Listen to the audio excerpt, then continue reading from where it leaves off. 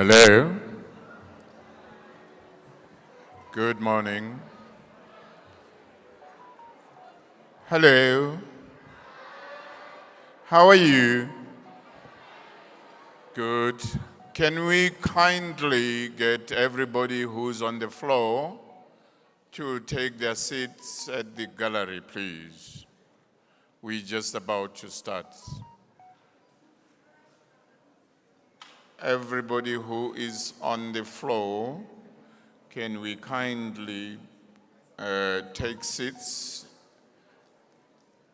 on the gallery? All the exhibitors, we expect everybody to be on the gallery as we start. Thank you so much.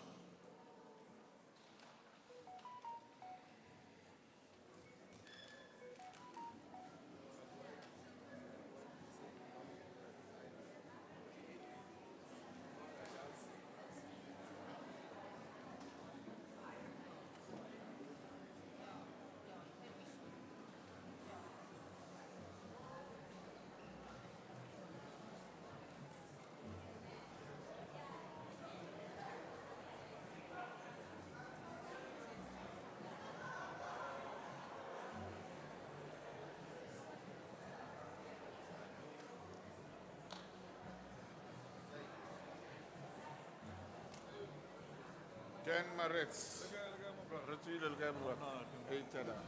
Now it's nice to see you too.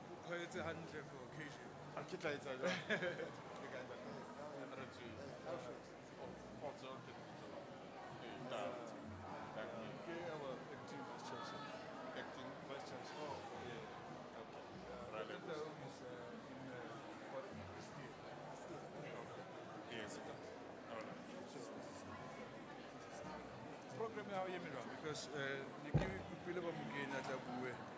Hey, okay. Oh.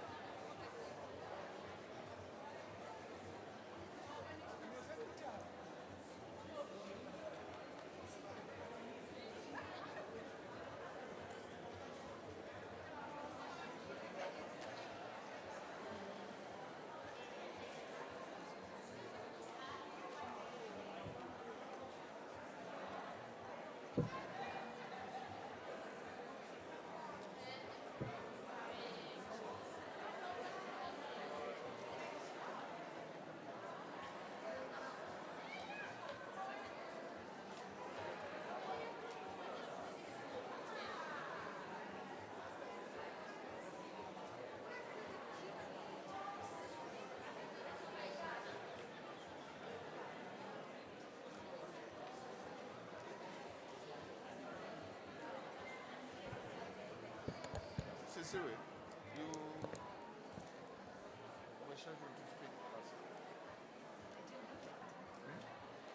I was not aware of it. Oh. Yeah, when I spoke from the cruise, I couldn't send my laptop in confirmed.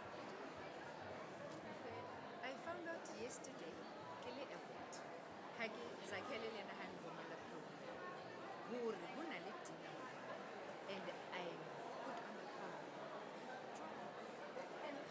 And I can go Kele Airport. And I only brought one pair of shoes. Can you imagine coming to the gala dinner in purple bright shoes?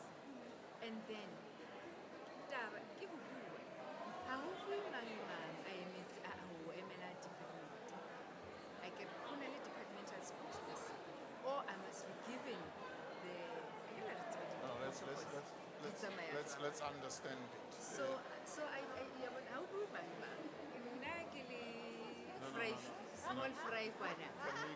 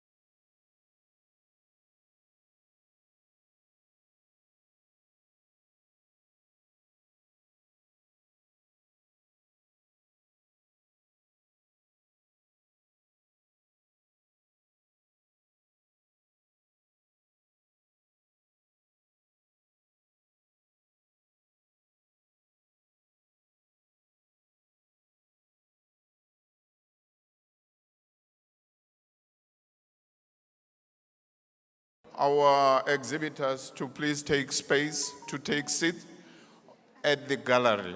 All of us. We would like to start. Can we all move to the gallery?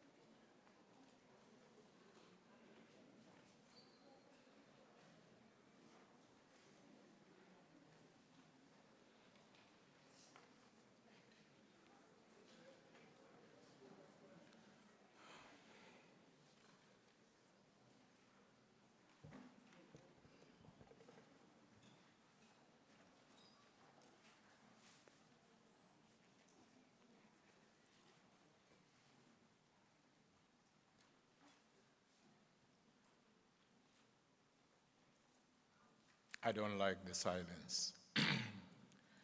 The silence is killing me. It's eerie.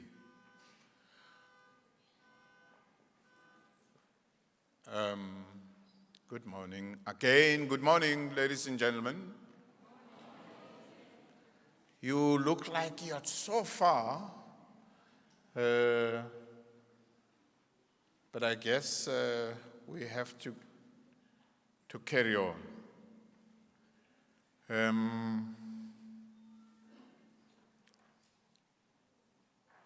For the benefit of those who do not know me, my name is Khotso Tau.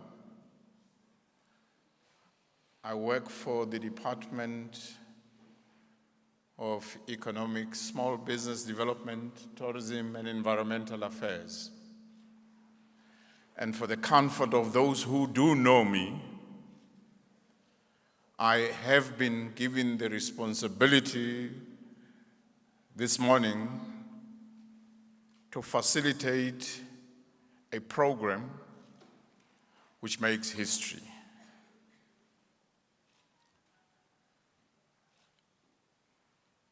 It was on the 25th of February earlier this year when the department had a stakeholder engagement session at Philip Sanders. At that engagement, a promise was made to the people of the Free State that this year we will hold the first ever Provincial Tourism Career Expo.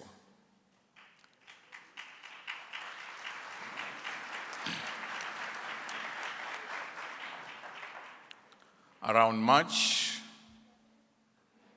we were hosted by the Central University of Technology in the hotel school, where we laid down the foundation, where we invited all the stakeholders to participate in that meeting as we laid a solid foundation that makes us to be here today. We therefore would like to thank the CUT for having come on board and having made sure that this day is a reality.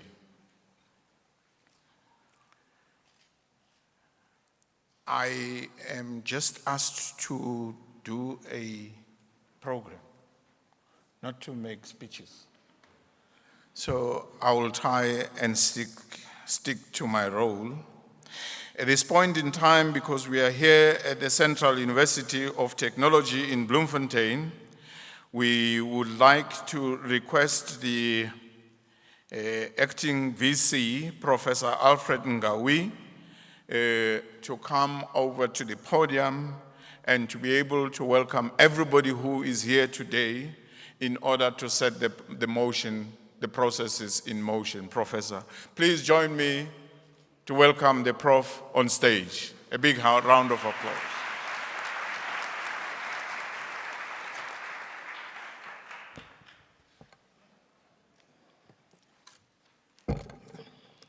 Thank you, Director of Ceremony. The representatives of DISTEA who are here today, the representatives of Central University of Technology who are here, students and exhibitors who have been invited to come to this exhibition, distinguished guests, ladies and gentlemen, good morning to you.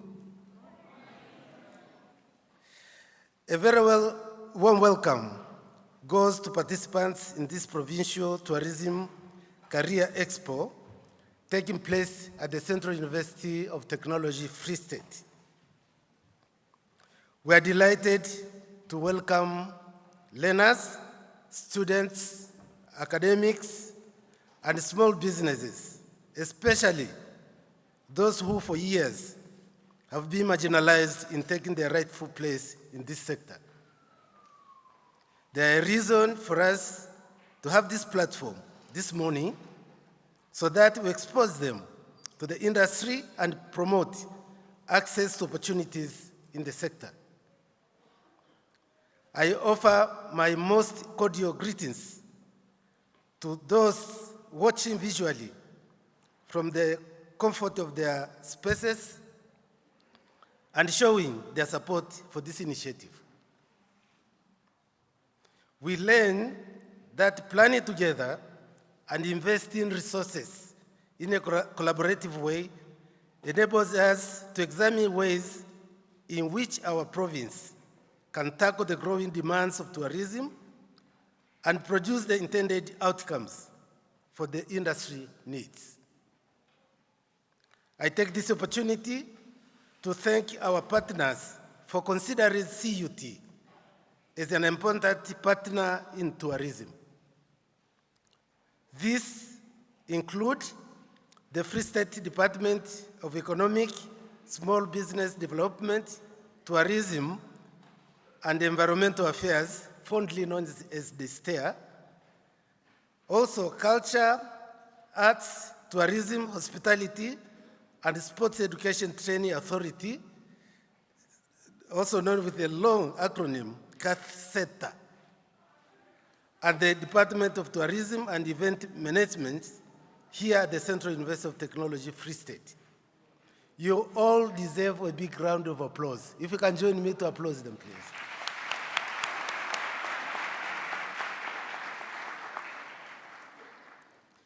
I sincerely hope this expo will help us draw a wealth of knowledge and lessons that will shape our practices and thoughts as a collective in this industry. It is meant to facilitate interaction between the above groups of people so that information and knowledge can be shared on available education and training opportunities and showcase available tourism professional opportunities and their worth in the country, and particularly in the province. A big thank goes to Ms. Bianca Duclerc, the acting head of the Tourism Department in the Faculty of Management Sciences, and her counterparts for overseeing this initiative.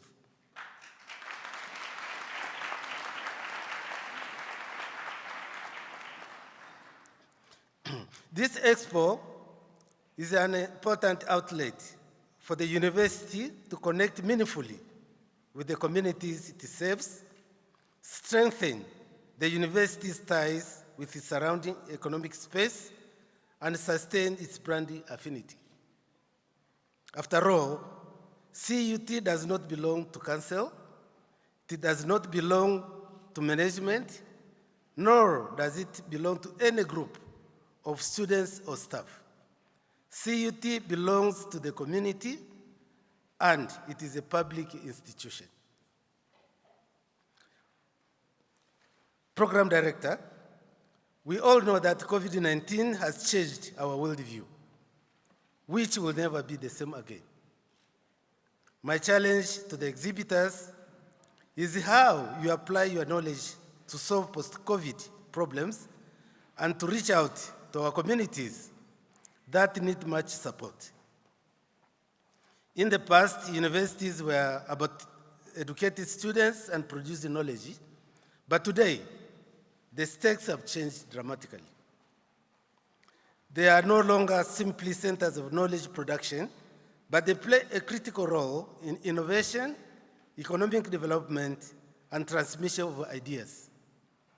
Many of these responsibilities are beyond the spheres of their core mission, and that's why we would like to partner with everybody who is here today. Here at CUT, we are fully aware of our place and the role we should play. We see ourselves as being the core of a vast ecosystem, allowing us to build our own networks and become a major player in the Central region. We are obliged by strengthening strong ties with our surrounding and continue to play a critical role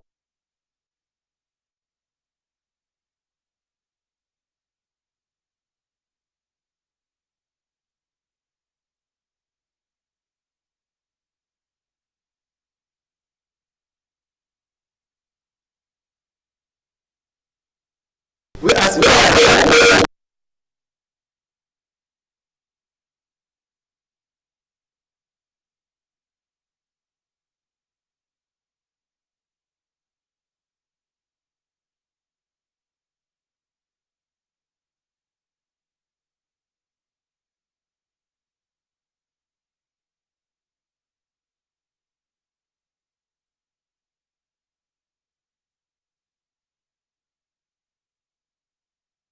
and entrepreneurial drive in its students to start to grow their own companies and create job opportunities for others. What we see here today is directly linked to our commitment to entrepreneurship and innovation projects, which we are embedding in our academic programs. Thanks to the 62 exhibitors representing the tourism and hospitality industry and a sterling lineup of speakers, partners from academia, government, business, and industry, and everyone who has contributed to the success of hosting this expo. We value your presence and your support. Your participation has brought back excitement to the campus and for making this Provincial Expo possible.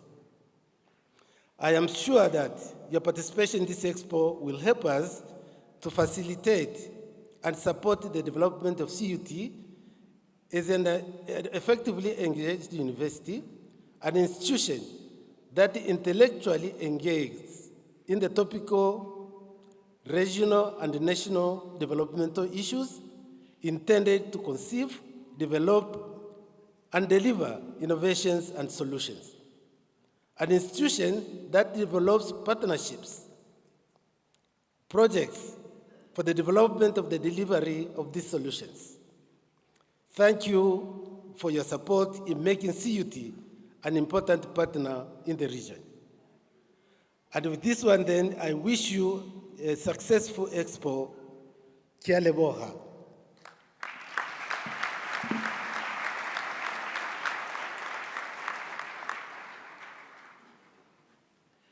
Thank you very much, Prof.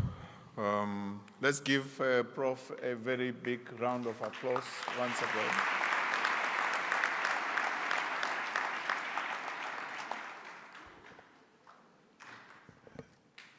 The one person or the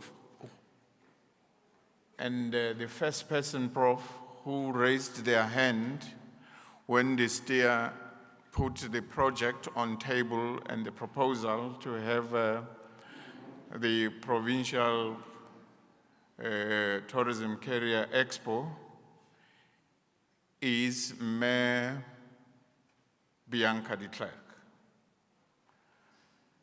She has, right at the beginning, indicated that this is an idea whose time has come. It was at that stage when we spoke to her that she said, "You can count on me. You can count on the CUT." Can we give her a very round of applause?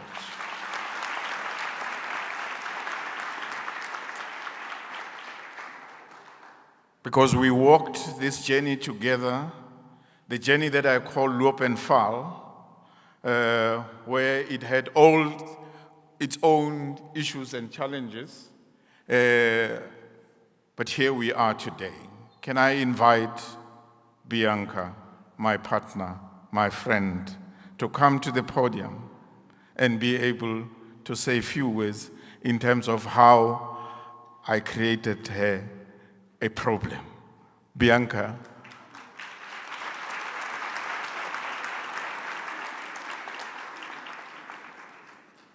The stage is yours, man. You are the only one who's not going to be given time limit, okay? Okay, yeah, I didn't really prepare anything, so yeah, here we go. Yeah, first of all, I'm just very, very glad that this day eventually came and that it is a success as it is now. But at the end of the day, this event is for two stakeholders specifically. First one is for the learners and the students that is studying tourism management or tourism and hospitality, consumer studies, hospitality or tourism. We went through a very difficult time during the past few years with COVID and lockdown and the industry also suffering a lot by the pandemic. So this is basically a coming out party to show all of you the opportunities that there is in the industry. It's an industry that has so many avenues that you can explore. So there is thousands of things that is either directly or indirectly linked to the industries. So I would like you to take this opportunity today and speak to the people, the experts, the product owners, the organizations that is present here today, and ask them what is their experience of the industry, what opportunities is there out for you in the industry. And at the end of the day, what you are going to make with your future in these industries is basically what you are willing to do. So you mustn't wait for anybody to offer you a job. You must go and find it yourself. So go out there, communicate, talk to people, network with people, and pave a way for yourself into this wonderful industry that's going to take you even into space these days. There's even no limit where you can go with tourism or hospitality or any of the industries related to that. And then also the second stakeholder that I am very, very happy that we could involve in this whole event is the tourism industry, especially the industry in the Free State, the product owners that also went through a hell of a time during COVID. Many businesses had to close down. Many businesses had to let people go because of a lack of people traveling, etc. So I just want to say welcome to every exhibitor here. Obviously, we wanted to invite much more, many more. Unfortunately, we were limited by space, but maybe next year we can use the entire campus for this expo. So thank you to all of you that came, especially those that came out of the Free State as well. Tourism and hospitality, colleges, institutions, learning institutions as well. So I'm very thankful. You are also making this event a huge success. So if I can leave you with this message, and it goes out to the young people here today, the students and the learners. Don't wait for opportunity to come to you. Go and fetch your opportunity yourself. Make your own story. Thank you.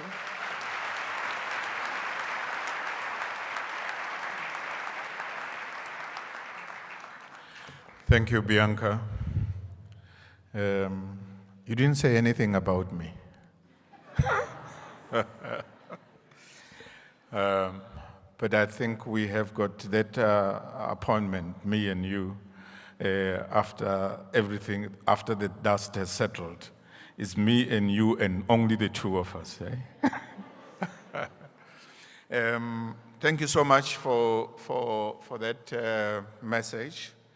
The Career Expo is a product of the National Department of Tourism, which was initiated in 2008. And we are at a stage where we did extend and report ourselves, Prof. and HOD. We had to report ourselves to the National Department that we have done something. We have just been busy with something that we were probably not supposed to, because this was a competency of the department of the National Department. And we just thought that is the right thing to take an initiative as we prepare for that activity. At this stage, therefore, we would like to invite to the podium Menonkululeko Mthembu, who is from the National Department of Tourism in Pretoria, to come as well and give us the perspective or the national perspective in terms of why is it important to have an initiative of this nature. Can we please welcome her to the podium?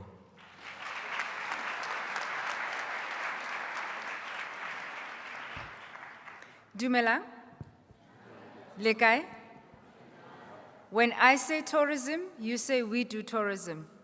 We do tourism, I say I do tourism. Are we together? I do tourism. We do tourism. I do tourism. Can I please have a bit more oomph? Can we be a bit more excited about this? I do tourism. We do tourism. Thank you. And that is just to demonstrate that tourism is really vibrant. It is exciting and something that needs a lot of young people, since you still have the energy, to run around, and you've got new ideas, you've got fresh ideas that maybe some of us have been passed over then with time. We've had our time to be young and pass on our exciting ideas. And it is now for us to hand over the baton to you and entrust the future to you as young people. So in relation to the Department of Tourism being the custodians of the National Tourism Expo, so we then focus on the national side of things, but we are very pleased and very happy that the province has come on board and they are doing a Provincial Careers Expo, because not everyone will necessarily be able to travel to the national one. But because we do not want to leave anyone out, if the province does it, then it's easier for the people in the province to travel then, within the province. And also, lekker is lekker, local is lekker. So we do things, and with my focus being domestic tourism, I'm a strong proponent or strong believer in local as lekker. So congratulations to the province and its partners for putting together this program. It really is something that we would support, and hence we are here, and we also have a stand in the exhibition area. And later on, when I make my presentation, I will go into a little bit more about domestic tourism and the different fields in the tourism industry, and maybe even the different opportunities that are available in our very vibrant industry. So I think for now, I'll leave it at that, and thank you very much for the chance to be able to speak to you now. Thank you.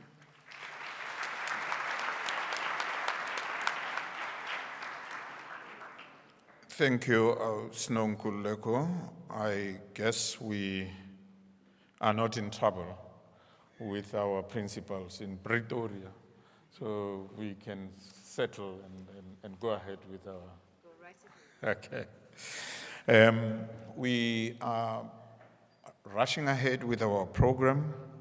At this point in time, we're going to request the head of the Department of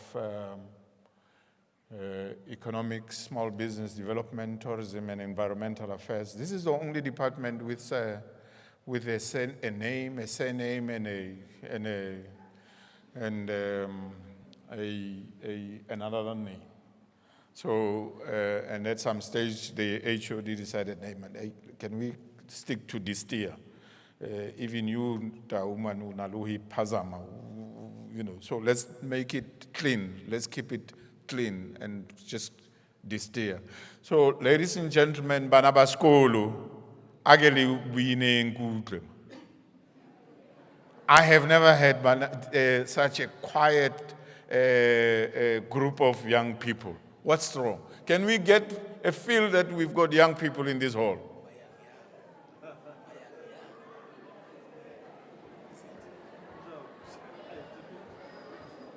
I really want to have a feel that we are in the midst of young people in this hall. I know they can break into a song right now.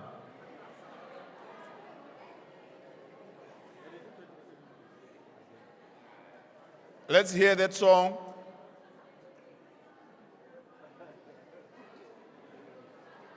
Oh. All right.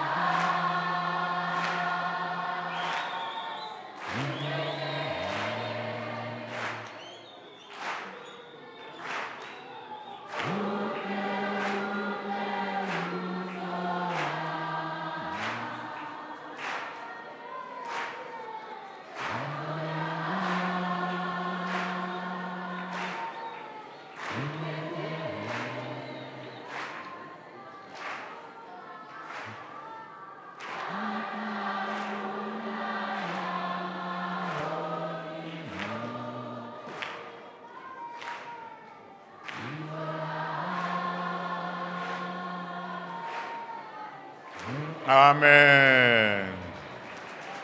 Amen.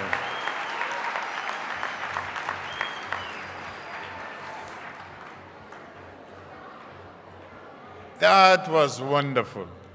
Let's give ourselves a very big round of applause.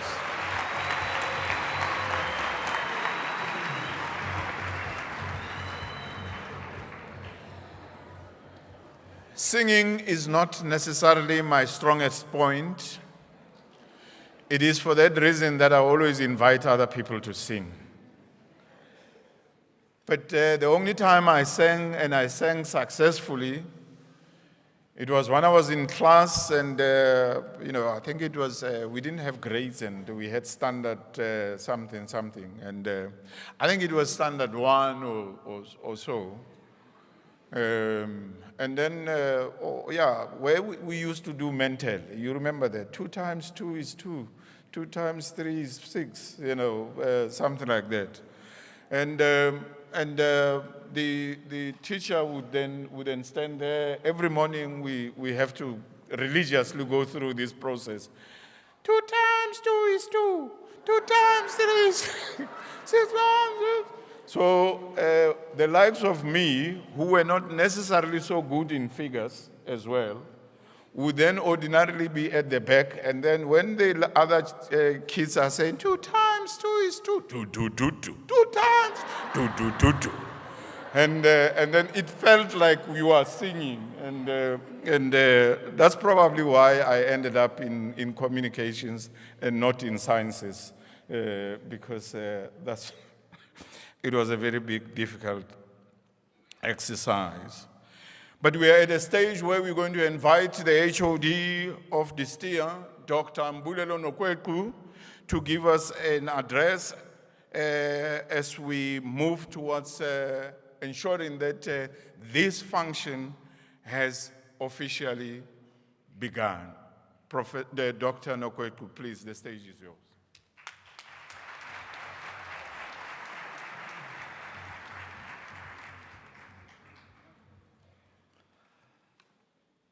Thanks, Program Director.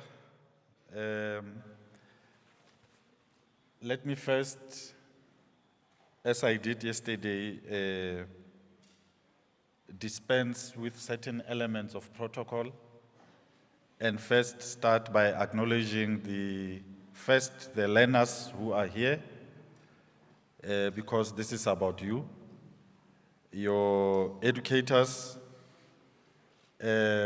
who have made it possible for you to be here.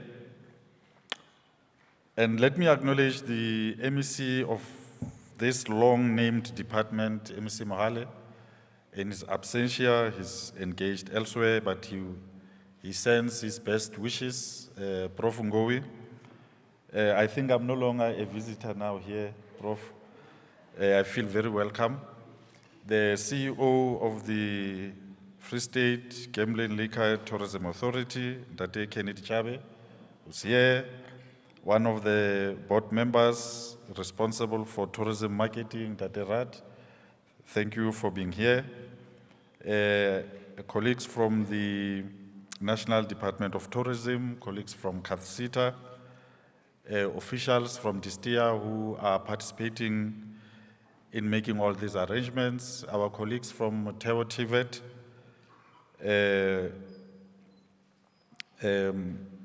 who are part of this team, members of the media, ladies and gentlemen.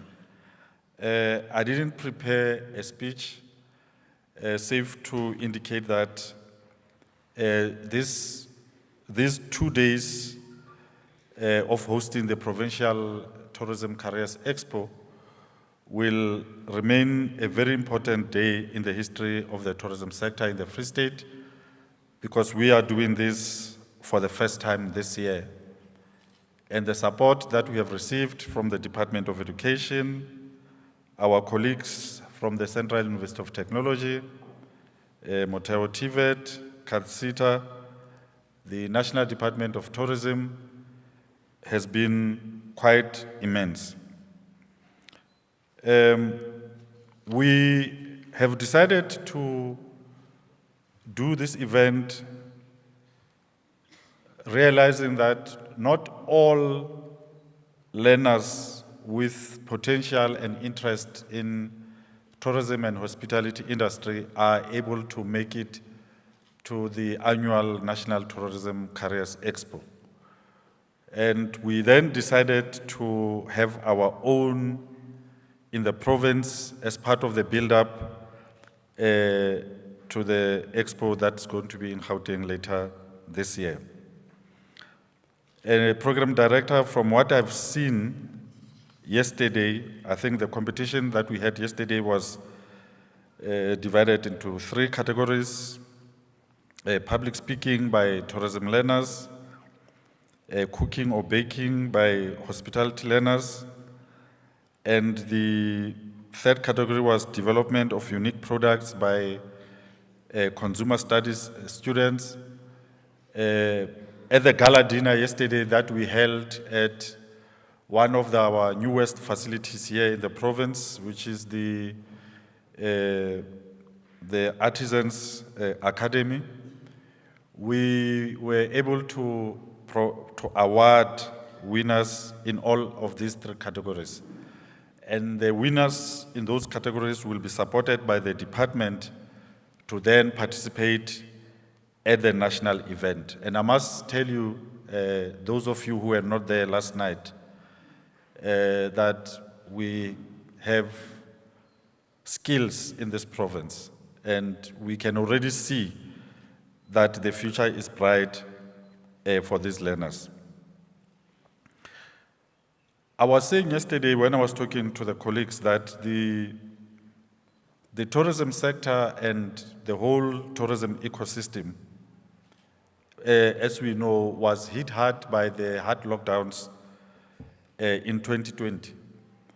But you'll agree with me that as soon as the regulations were relaxed in 2021, moving into 2022, there's been a rapid recovery in this sector, all things considered.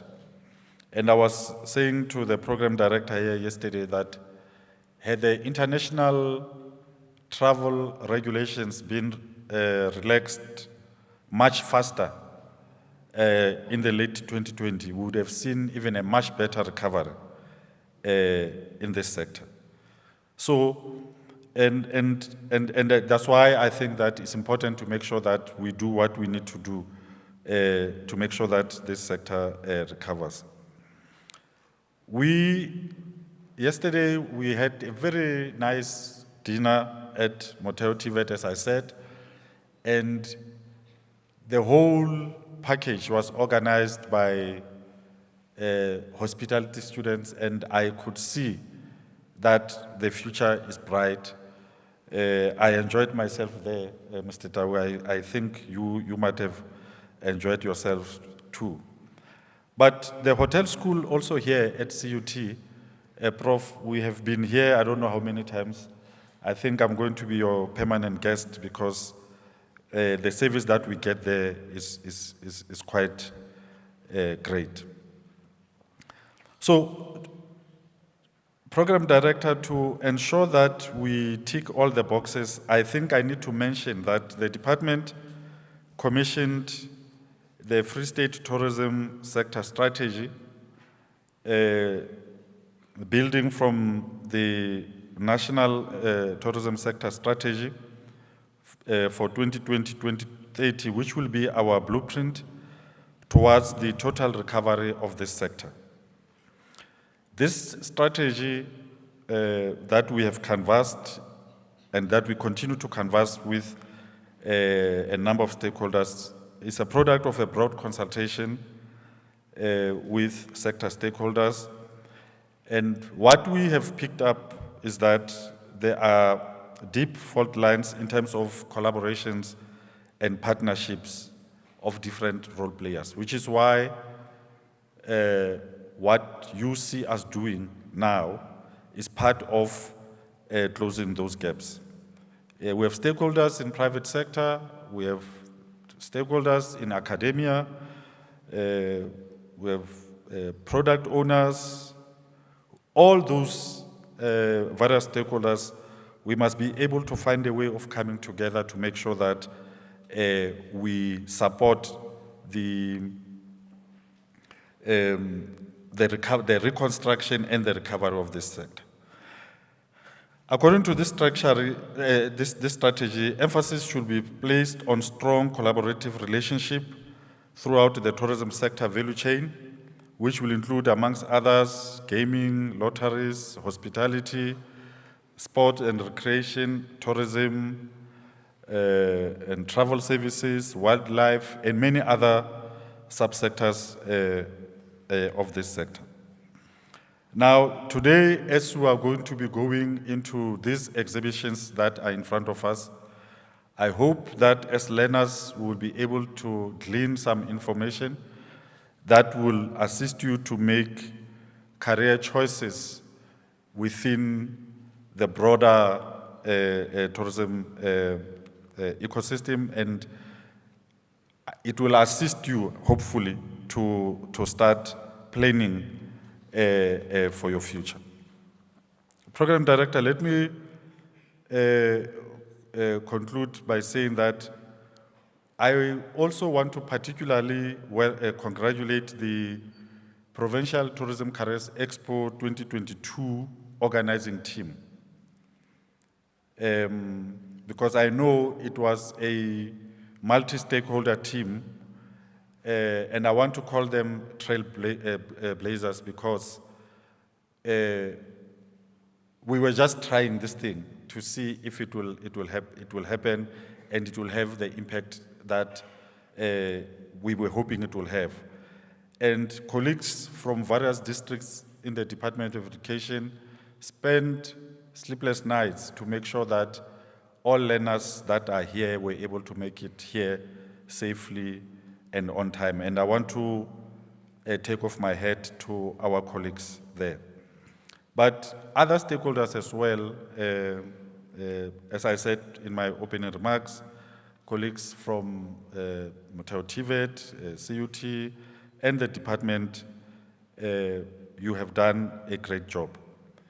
Colleagues from National Department of Tourism and CATHSITA have been a pillar to lean on insofar as the support that we required is concerned, and that is evidenced by the fact that they are here today. Our tourism marketing agency, their role is quite important. They've given us quite a nice package. Those of you who were there yesterday, you saw. And I think, Mr. Chair, we need to find a way of playing our provincial tourism marketing video today again, so that people can see what the province has to offer. And I think, CEO, it was a nicely packaged piece of information that I think shows the commitment of our marketing agency in making sure that we position this province as a tourism destination of choice. But our tourists will not have a good experience if in the hospitality space we don't have skilled players. So which is why we are saying with this expo, we will then be able to ensure that everything that is needed to support the rebirth and the reconstruction of our sector in the province does so successfully. We are talking here shuttle services, accommodation, front desk services, and many other associated services that are needed for us to have a very vibrant tourism sector. So, with those few words, I know we are always told that go and be a scientist like some of us, or go and become an engineer. There's nothing wrong. But I'm saying there are huge opportunities in this sector that I hope you as learners will be able to take advantage of and hopefully make them their careers, your choice in terms of your future careers. With those few words, I want to congratulate all the participants and the winners from yesterday, those who will be joining us at the National Tourism Careers Expo. And I also wish you well in the further deliberations that are going to happen during the course of the day after we have gone through the exhibition stalls. Thank you very much, Program Director.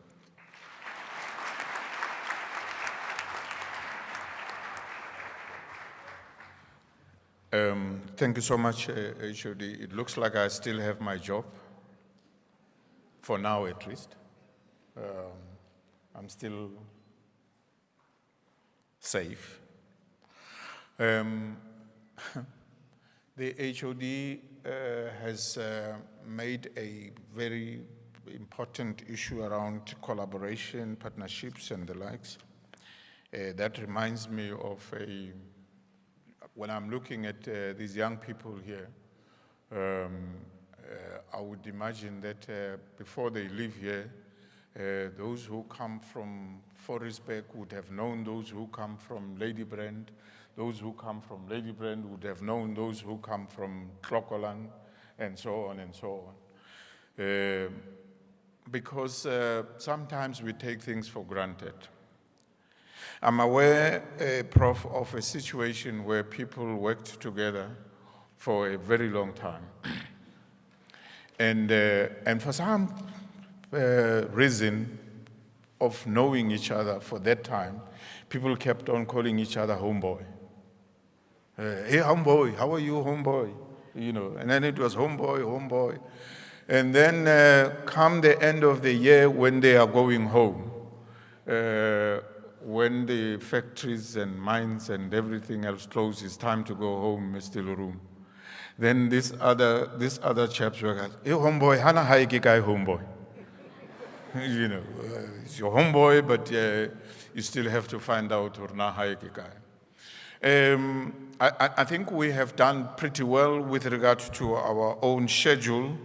We don't want to keep young people for too long on those seats. At this point in time, allow me then to call Mr.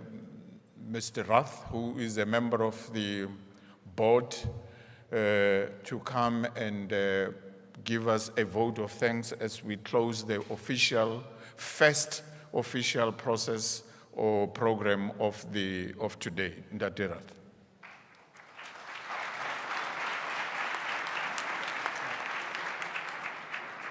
Goeiemorgen aan al die mensen wat Afrikaans praat. Good morning. Last night I learned, protocol observed to the HOD of the department in the province, to the representative of the National Department of Tourism, the program director, Ndadetau. Last night I learned a different way at the gala of giving a vote of thanks. So I'm almost tempted to go that way, but I wouldn't. Otherwise, I'll have to thank you all, and it will be for everyone a round of applause. We are from the marketing side of tourism in the province, so we drive Free State. We are marketers. So my special thanks today, I would want to join the HOD in saying to the students, toerisme is oor passie. Passie. If you don't have passion. So if you say English, next time it will be French. In tourism, we speak 11 or about 32 languages. 25 years ago, I joined tourism at the Technikon of Witwatersrand. Today is Wits University. To the students, you chose right. You chose right. Some of us landed at Technikon. Only then did we know if you're not accepted at HR or you're not accepted somewhere, then tourism became an option. Marketing became an option. Communication became an option. So to the students, you chose right. we got you early. And a very special thanks to the teachers, because quite often, those are the people that are not appreciated. Baie dankie aan die onderwysers, le ma tichere. If you think tourism to say thanks, this year is the year of the World Cup. Today, the PSL is opening. I'm trying to demonstrate tourism. The Premier League, the English Premier League is opening today. That's tourism. To bring it closer home, for 2 years in its absence, this year we are having Makufe.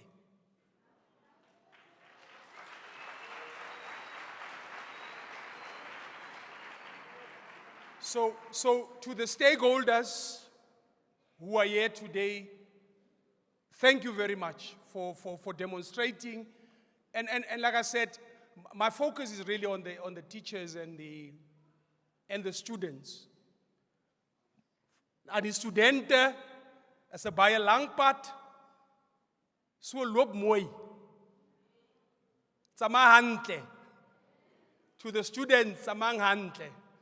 Leave the boyfriends and the girlfriends, is a distraction.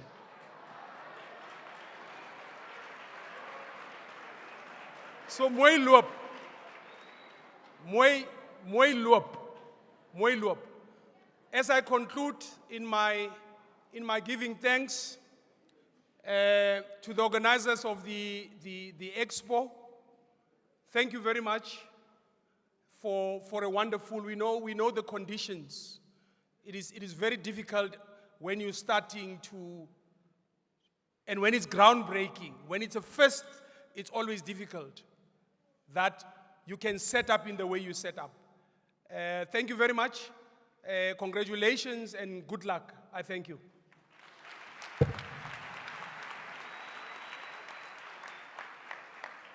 Thank you, Ndaderath. Are you ready, Ian? Let's hit it. Let's go.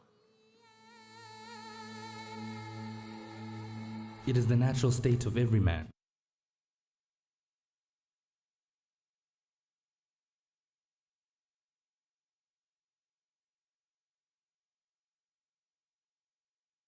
When South Africa reflects and listens to its heart, it thinks of only one place. Its third largest province and judicial capital, its heartland, the Free State. The Free State lies in the heart of South Africa, with the Kingdom of Lesotho nestling in the hollow of its bean-like shape. Known for its grassy plains and breathtaking scenic landscapes, its rich history as well as cultural heritage, the Free State stands as a bastion of South African wildlife, history and culture.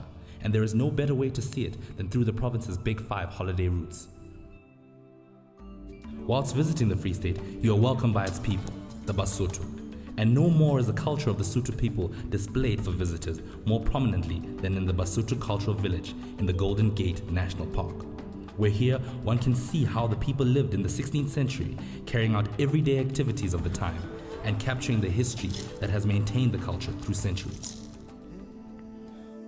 Also a testament to the ages, the Free State boasts its very own World Heritage Site, the Vredefort Dome, the oldest and largest crater on Earth, a truly magnificent spectacle of the Lion Route. A stone's throw away from the dome is the Vaal River, a home of water sports and one of the most powerful boat races in the form of the National Formula One Powerboat Championship. On the Cheetah Route, we have Mangaung, capital city of the Free State. Meaning place of cheetahs, it is one of the only cities in the world with a game reserve located at its center, its heart. The Franklin Game Reserve and Naval Hill stand as examples of the city's commitment to conservation, a testimony that Mother Nature and 21st century infrastructure can live side by side. On top of the hill, we find the towering statue of the father of the nation, Nelson Mandela, watching over the city like a sentinel, an ever-present reminder of his legacy and the history of our nation. Also on Naval Hill, the city can claim the honor of being the very first city in the Southern Hemisphere to have its very own digital planetarium, which will also be a center for Earth and space. Mangaung is stitched into the fabric of South Africa's history as the birthplace of the African National Congress and birthplace of one of the world's foremost authors, J.R.R. Tolkien, author of The Hobbit as well as The Lord of the Rings. The Mangaung Cultural Route, as well as the Free State's many museums, offer a visitor the opportunity to sample the rich history of our nation, all the way from the Anglo-Boer War to the liberation of the Republic. But when energies are low and the spirit needs to be refreshed, the Free State offers a plethora of resorts and activities that will rejuvenate and excite any traveler. On the Flamingo route, just 70 kilometers outside of Welkom, is the Phakisa racetrack, one of the fastest racetracks in the world. The area is also known for its mineral wealth, and signs of this are ever present with the mines scattered along the area. And the Kharib Dam, home of the Free State's largest nature reserve and the site of its first ever hydroelectrical dam built by Eskom, fittingly nestled in the Springbok route. Clarence, an Eagle Route tourist jewel, is famous for its art galleries, breweries, and sports activities galore, including whitewater rafting, abseiling, 4x4 quad bike safaris, golfing, and hot air ballooning. Also in the Free State, we hold one of the biggest cultural festivals in the world, the Mangaung African Cultural Festival, fondly called Makufe. Since 1997, Makufe has showcased top African and international talent, including dance, poetry, film, sport, and much, much more. The Bram Fisher International Airport is also ready to accept visitors traveling into the Free State from every major city in the country and forms part of the N8 Corridor project, a multi-billion rand infrastructure and development project set to further rejuvenate and strengthen the economy of South Africa's heartland. The Free State, land of mountains and cliffs, South Africa's breadbasket. Botle, botsotehang.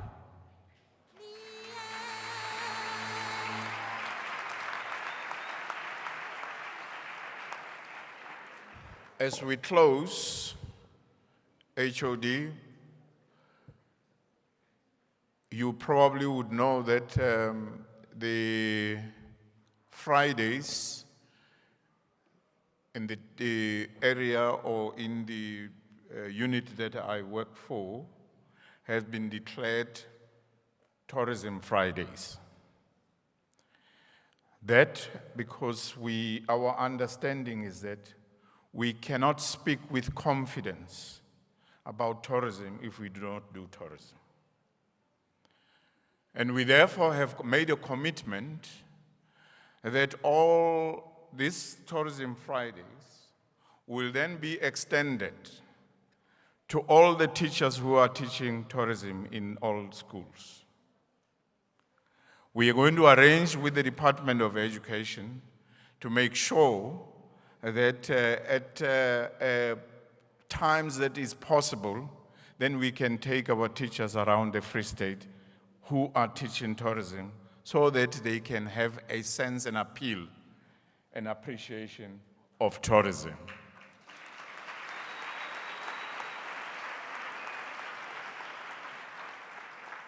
With those words, we would like to say thank you so much. I think the appreciation has been done. Few announcements. We are running slightly behind schedule.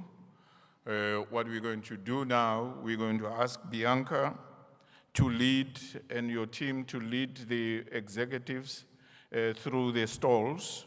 And then all the learners will also be walking through the stalls in order to have a feel of what is happening here today. And then the next session, all learners will come back in the same place and take their seats where experts will then be addressing them. I know that there are some chops and changes that we're making. It's 10:35 now. Because it's Friday, and because our roads are not as good as they are supposed to be, we would not subject the learners, the teachers, into long drives too late in the evening. So we're going to bring the program forward. Let's go and interact with the exhibitors. At 11:30, we shall be all seated where we have been sitting, and the next program will then start. Thank you so much.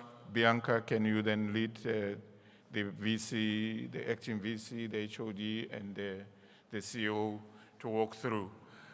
I think there should be some system that we're going to use in order that there's no lot of confusion as we walk through.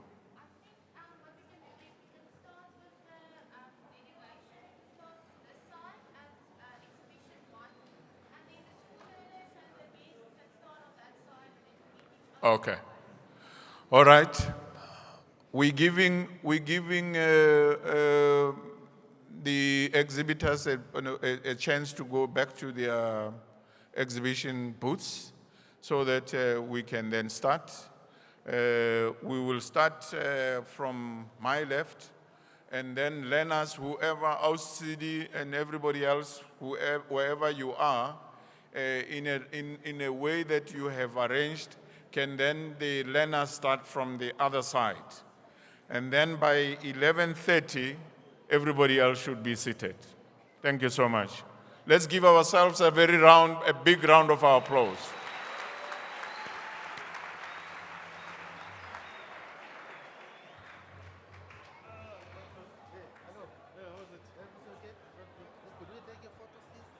Okay, all right. Photographer. We're ordering a photographer on stage. Maybe Bianca? I have a camera that I don't use.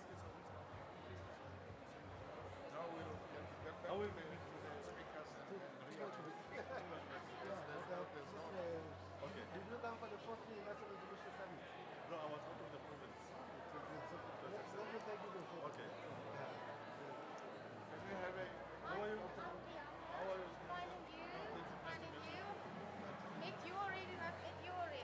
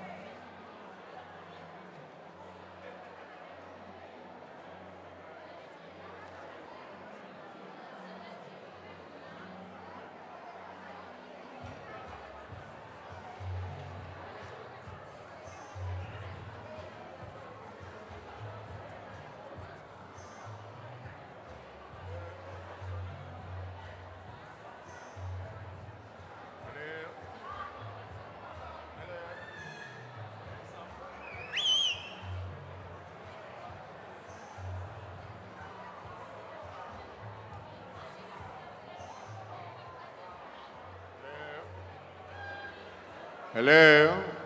Can we have all the learners to take a convenience break, a body break, and then they will then thereafter quickly come back and enjoy the exhibitions. All learners can go for body breaks whilst the adults are watching. Thank you.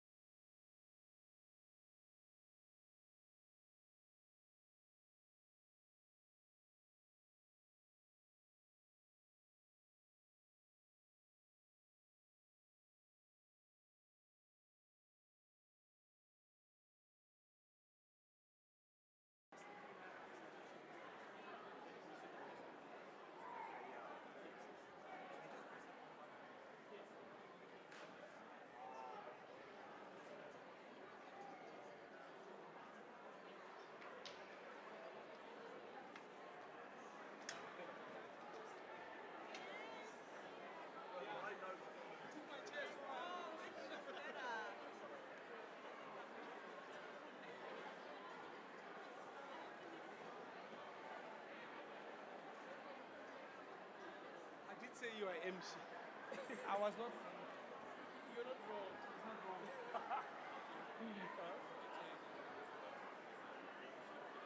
Yeah, no, that's fine.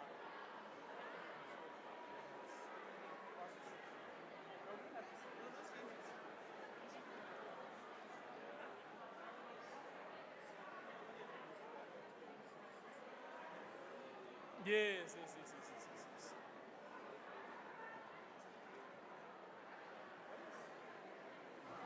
What makes Eastern Free State?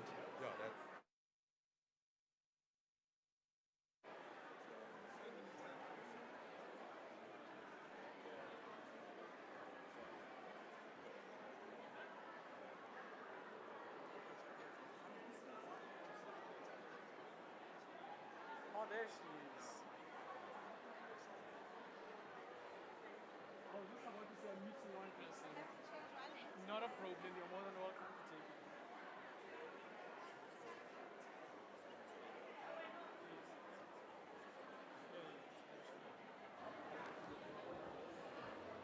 All right.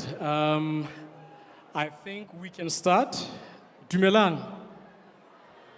Nzelele hantle. It seems like energy levels have gone down a bit. Hala hala Free State, hala hala. Hala hala Free State, hala hala. That's more like it. All right. I do know that we've been here since this morning. Most of us are hungry, so we're just going to wrap it up. You'll get another opportunity to go back to the stalls if you still need some information. All right, so I am Mr. Mokwena, and I'll be taking care of the proceedings for this segment of the program. I just want to say that if there's ever a time that you need to be paying attention, it is right now. And the reason for that, it is because whenever we interview students who are interested in studying either hospitality or tourism, sometimes we would ask questions such as, why do you want to study hospitality?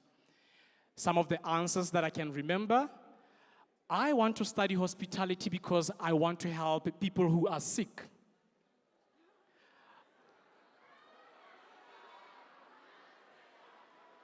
Did you get that?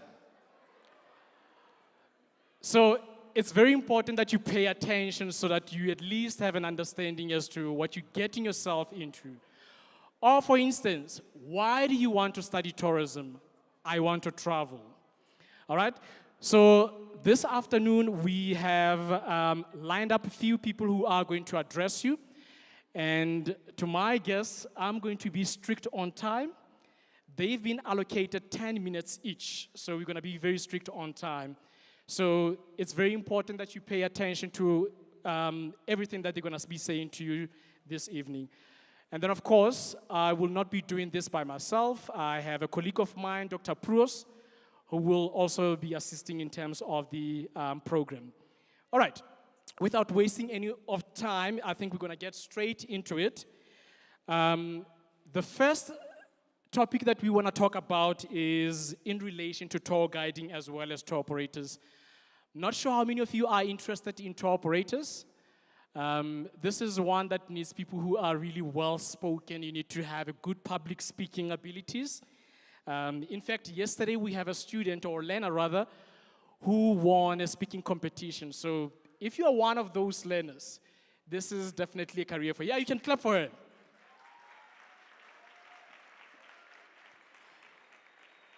All right, our first speaker from Bush Junkies is Tony Horn. He's going to tell us a little bit more about tour guiding as well as tour operating business. Over to you, Tony. Let's give him a round of applause. Thank you. Thank you so much. Why, good afternoon, everybody. Thank you so much for giving me the opportunity to tell you students a little bit about tour guiding and tour operating as a career. As mentioned, my name is Tony, and I've been in the tour guiding or tourism business since 1991. And I'm still in the tourism business till my end of my days. So I'm very passionate, and I love what I'm doing, and it's so great to see the younger generation here in Bloemfontein looking at taking tourism and hospitality as a career. So without further ado, I'm going to start my presentation, and let's see, how do we get this thing going? There we go. What is a tour guide? A tour guide actually is a person who conducts tours in a professional manner to people who have paid for his or her services. He is an important link between the tour operator as well as the tourists, and ensure that all aspects of the tours run smoothly and efficiently. Guides are the ambassadors of South Africa. All right, we are with your tourists, whether it's international or domestic, you are an ambassador of this country. They are often the first and invariably the last person that tourists come into contact with, and are therefore responsible for creating lasting impressions and fond memories of the country. On that, I have got clients who's come to South Africa on more than 10 safaris to this great country we call home. And it's not through your marketing skills or anything like that, it's the relationships which you build with your clients. And with all the experiences which we have here in this country, it is great to see that people still come to South Africa to explore our great country which we have. Oop.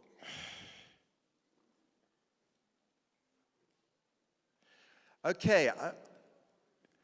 Here, I wanted to show you what a guide actually is all about.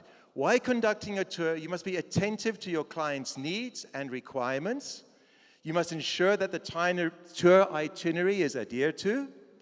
From the moment you collect your clients to the day you drop them off, it is your responsibility to ensure that they are safe and enjoying the tour.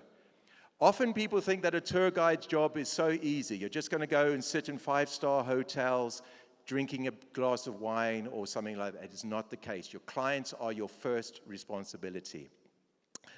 A tour guide constantly attends to his or her clients. This is not your average 8 to 5 job.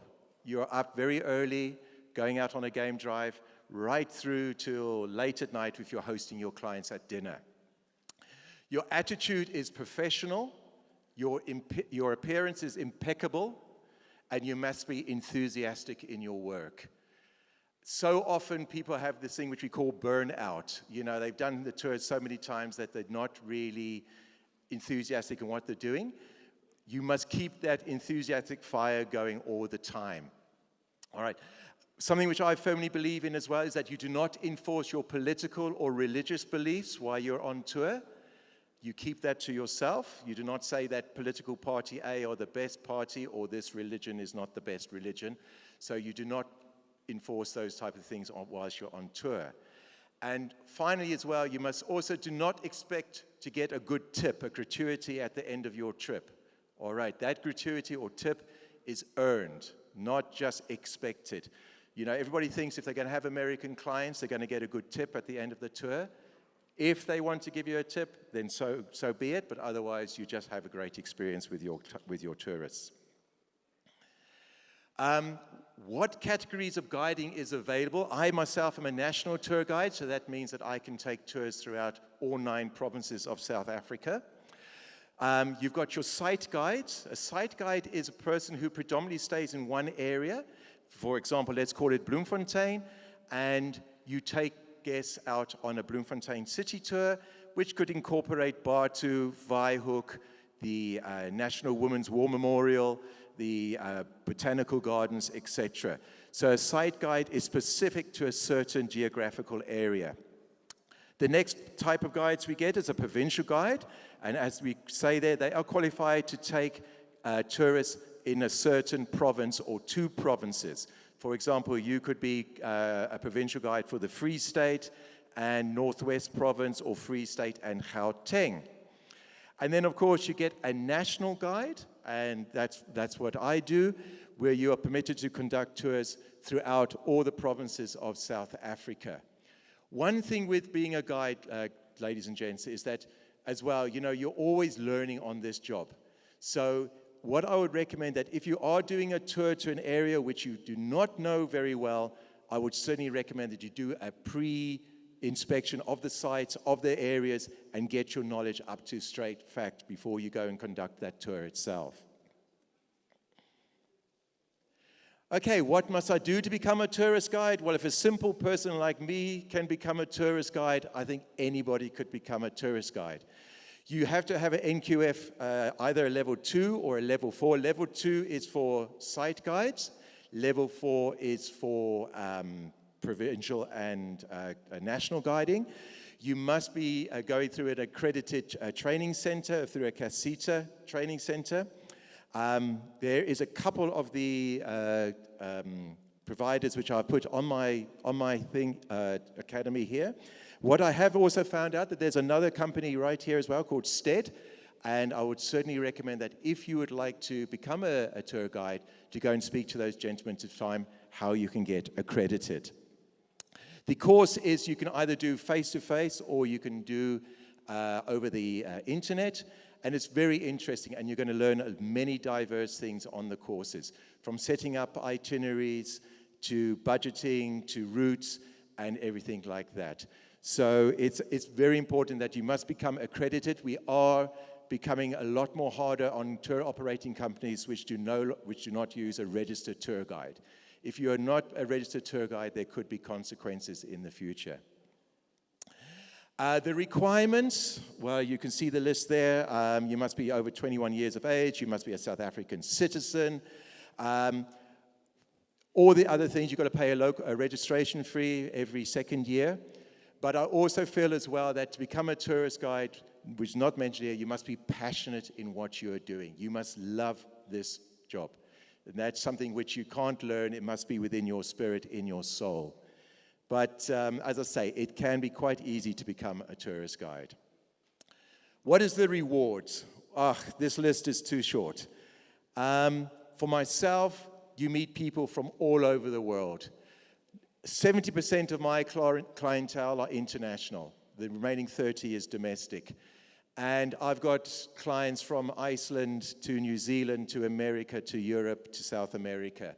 So it's an amazing way for us who cannot travel, perhaps because of the weak rand. It's great to have these people coming over to see us.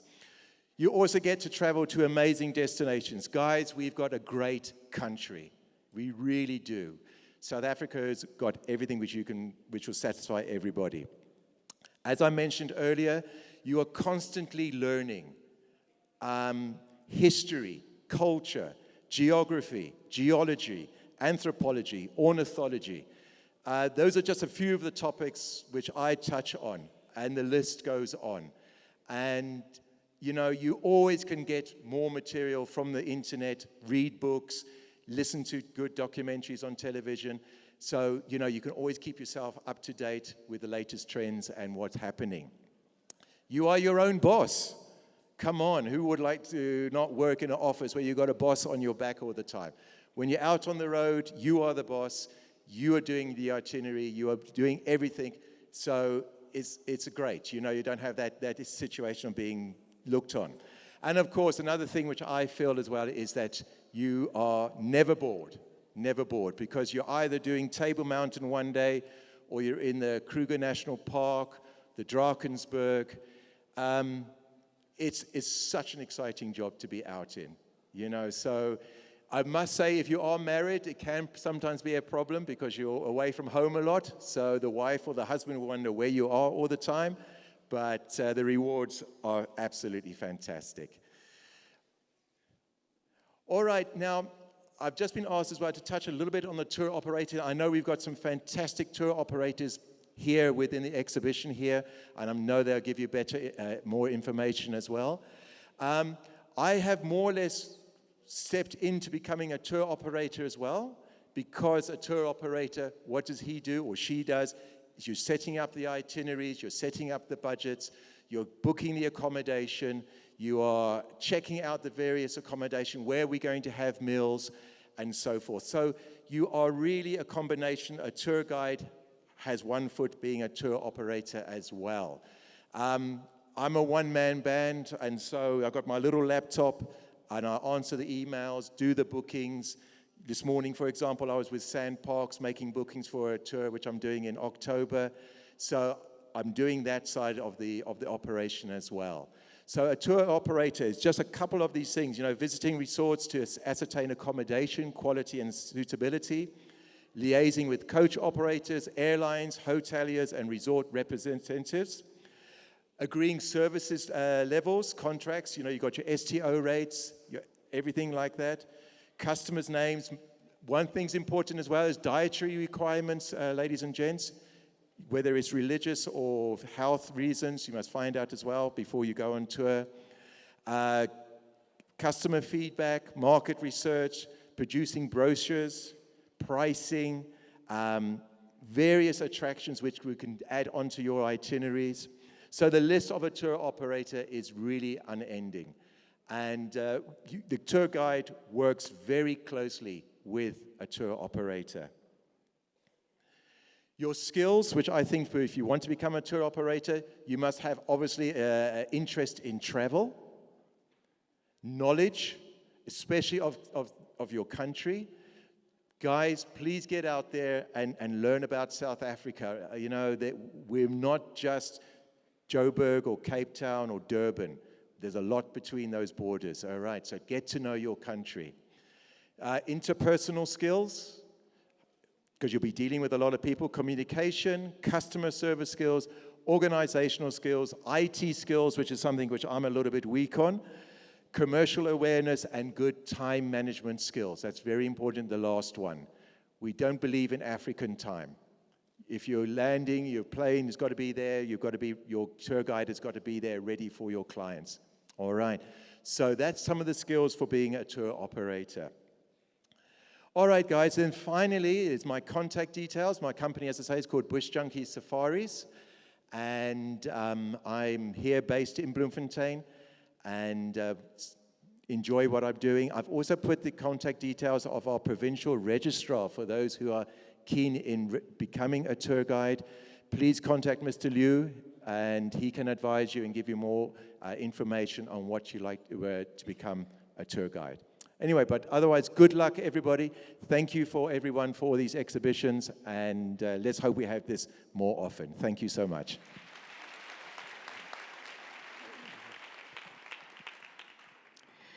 Thank you very much, Ntate Tony Horn. Ladies and gentlemen, learners, let's dive straight into our next speaker. Some of you must have noticed there's one of the stalls here. I saw young chefs cooking a storm. So the next person that I'm going to call on stage, ke Me Keamogetse Tole. She is with the Culinary and Hospitality Academy. She's going to be telling us a little bit more about on events, conference, banqueting planning, and also touch a bit on women in tourism. Let's give her a round of applause.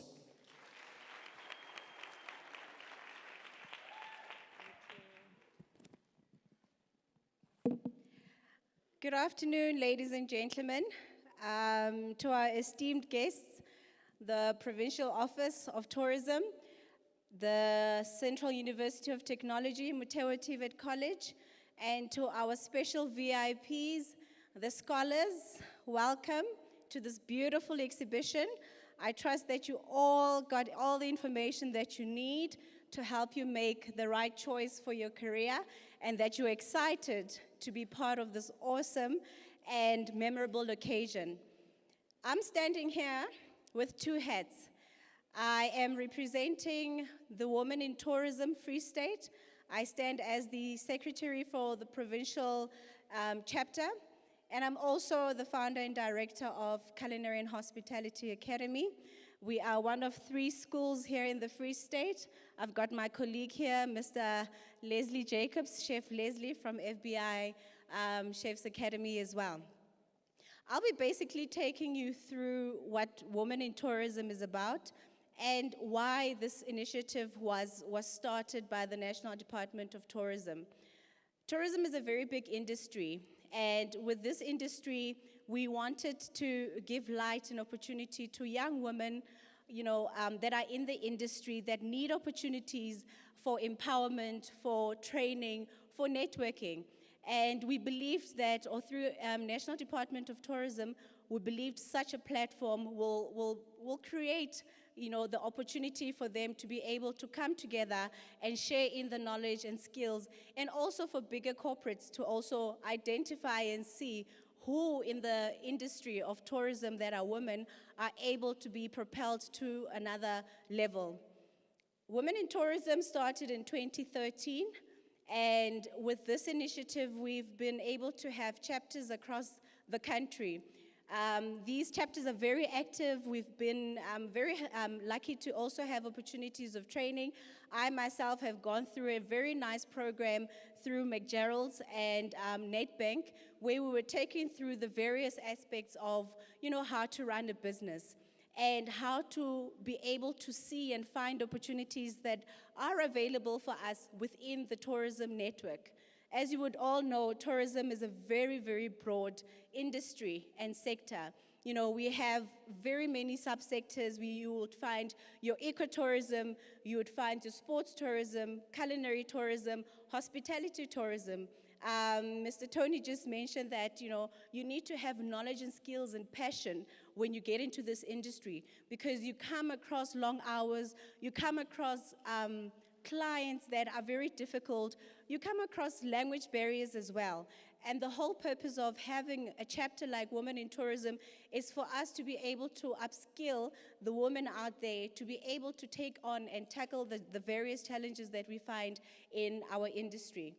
What we try to do is that we now need to grow it and focus on the academics, focus on the young learners, because tourism is not just about people that are in business or people that are working. So all the scholars that are now in tourism or hospitality, we want to call upon you as well to take interest in this initiative, and let's come together as young women in the Free State or the Northern Cape and run tourism. Let us take it over, because I believe every single one of you have the potential and the passion to be able to make a good living out of this. Like I mentioned, there's the different areas of tourism, but there's specific careers, like you can become a banqueting manager in a hotel.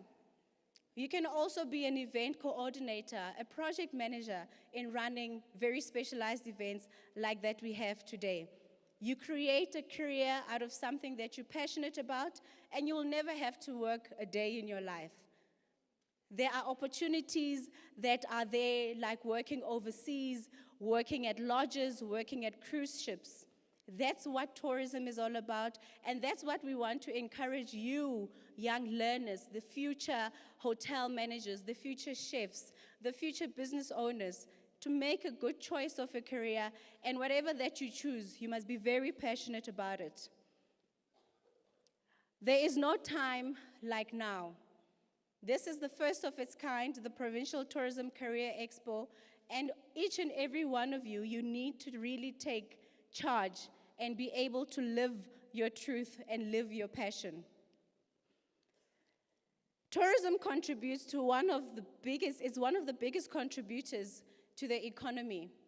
And if you are very active in this economy, we can take it from strength to strength and levels to levels. So when you are busy in your schools and you're busy going through your classes and you feel like, I want to give up, the time is not to give up. Now it's for you to put in the effort, put in the time, put in the hours, and be able to achieve what you want to achieve. Many of you have come across our stand and you said, I want to be a chef. I'm not sure what I want to do. You're in grade 11 now, so you need to start making some hard decisions, because those very difficult decisions are what are going to shape your life and your future and what your destiny will hold for you. You need to conduct research. It's no use for you to say, okay, I want to be a tour guide or I want to be a chef. But what is it in that particular career that you want to specialize in? What is it that you're going to benefit from? Will you be able to carry it through? Will you be able to complete your studies with that? Like I said, it takes hours. So research and understanding of where you really, really, really want to go is very important. And don't follow your friend and say, my friend is going to become a chef, or my friend is going to be a concierge, for example, or go into conferencing or own a guest house. Yet it's not where your destiny lies. We have very big businesses that are coming up in the Free State where we have opportunities to take them over as young people, as young women, and as an industry. But we need to make sure that our core is directed to the right place, and we are able to capture the market that we want to capture in the right way. So your heart has to be in it. Your time has to be in it. The love has to be there as well. Because hospitality and tourism takes you away from your family. All the hours that you would be spending on holidays, when the family goes on holiday or when the family spend Christmas, you are the one that will be serving the guests at the various establishments. So it's very important for you to know and understand what you want, for you to be able to achieve and reach your passion and your goals. So under Women in Tourism, we would love to invite the schools. I hope the teachers will come through and have a conversation with me, and so I can share more about Women in Tourism. Like I said, there's training opportunities. There's also opportunities to take you to various establishments where you can get exposure, or where the learners can get exposure and be able to make the right decision for their future. Together with the local government, the local Office of Tourism, we are working on different areas and programs where we can infiltrate the market and be able to take tourism to the next level. So we need each and every one of you to be active for us to be able to realize the goal that we are trying to achieve. So without wasting any time, I'd like to thank you, everyone who is here, who's taken the time to walk through the stalls and to see what we have to offer as a tourism and hospitality sector. And I hope that we will be the custodians of professionalizing the industry and ensuring each and every person in the industry obtains recognized and accredited programs. Because without any qualifications as well, we cannot go anywhere. You will have the skill, but now we also need to couple that with a good qualification. And there's a number of us under this hall that can help and guide you to get to the right decision that you need to do. So I'm very happy to have had this opportunity, and I'm very happy that we finally have tourism and hospitality young scholars under the same umbrella. When we speak of something, we all speak the same language. With that being said, I'd like to thank you, and I'd like to thank the opportunity of standing right here. Thank you. Bye.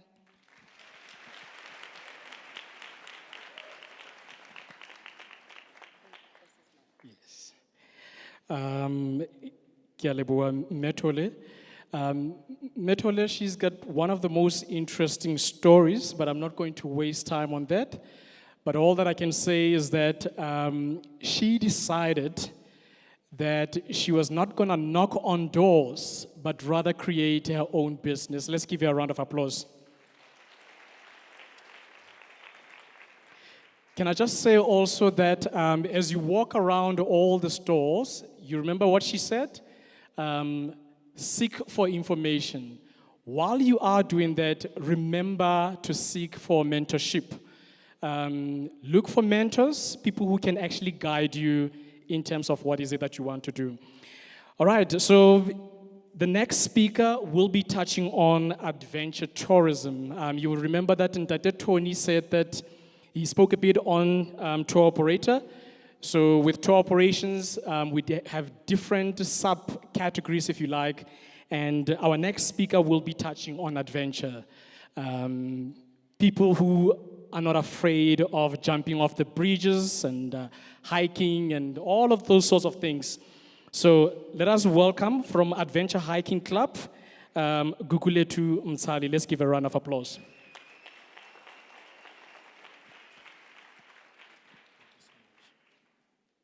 Good afternoon, ladies and gentlemen.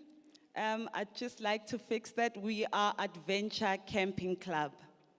My name is Gugulethu Mchali, and I am a tour operator at Adventure Camping Club.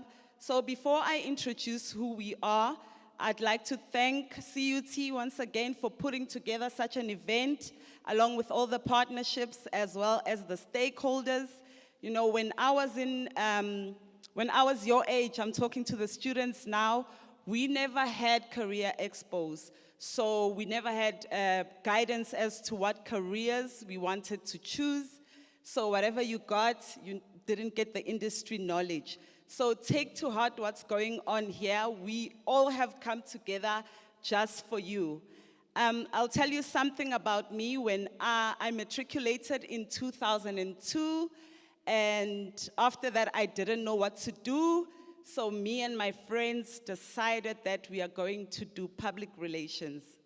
So in 2005, I graduated with a diploma in public relations and with flying colors, I must mention, but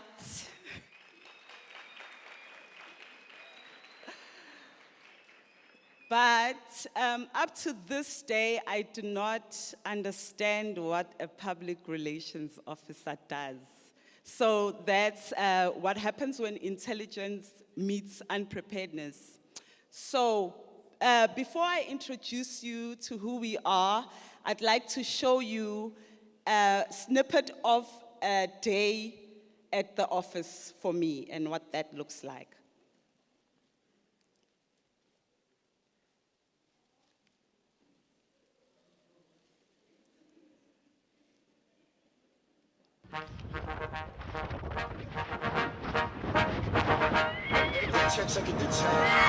Baby bet, ayy, couple racks, ayy, couple Grammys on him, couple plaques, ayy. Woo! Ladies and gentlemen, that's my office. So that's exactly where I work. How many of you have done something like this? Show of hands. Woo! So we've got some adrenaline junkie in the house. Welcome.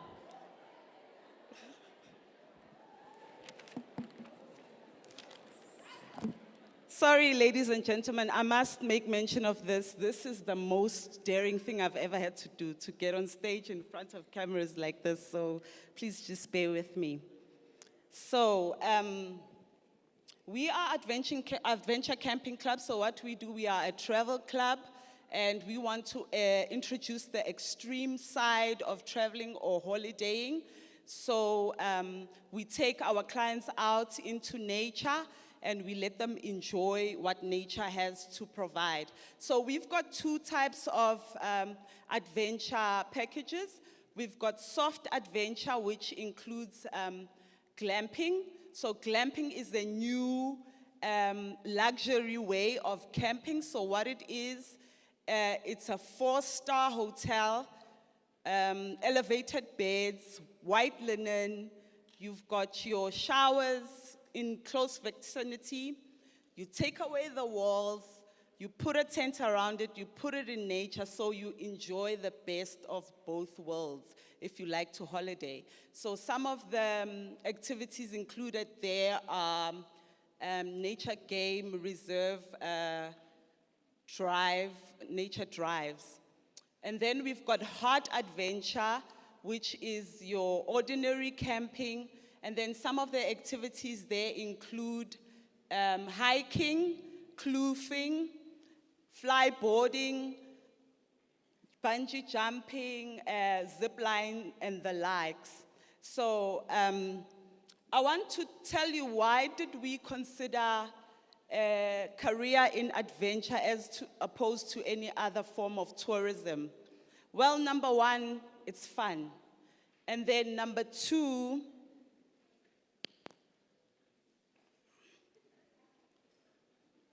there's a deeper meaning as to why we chose this career.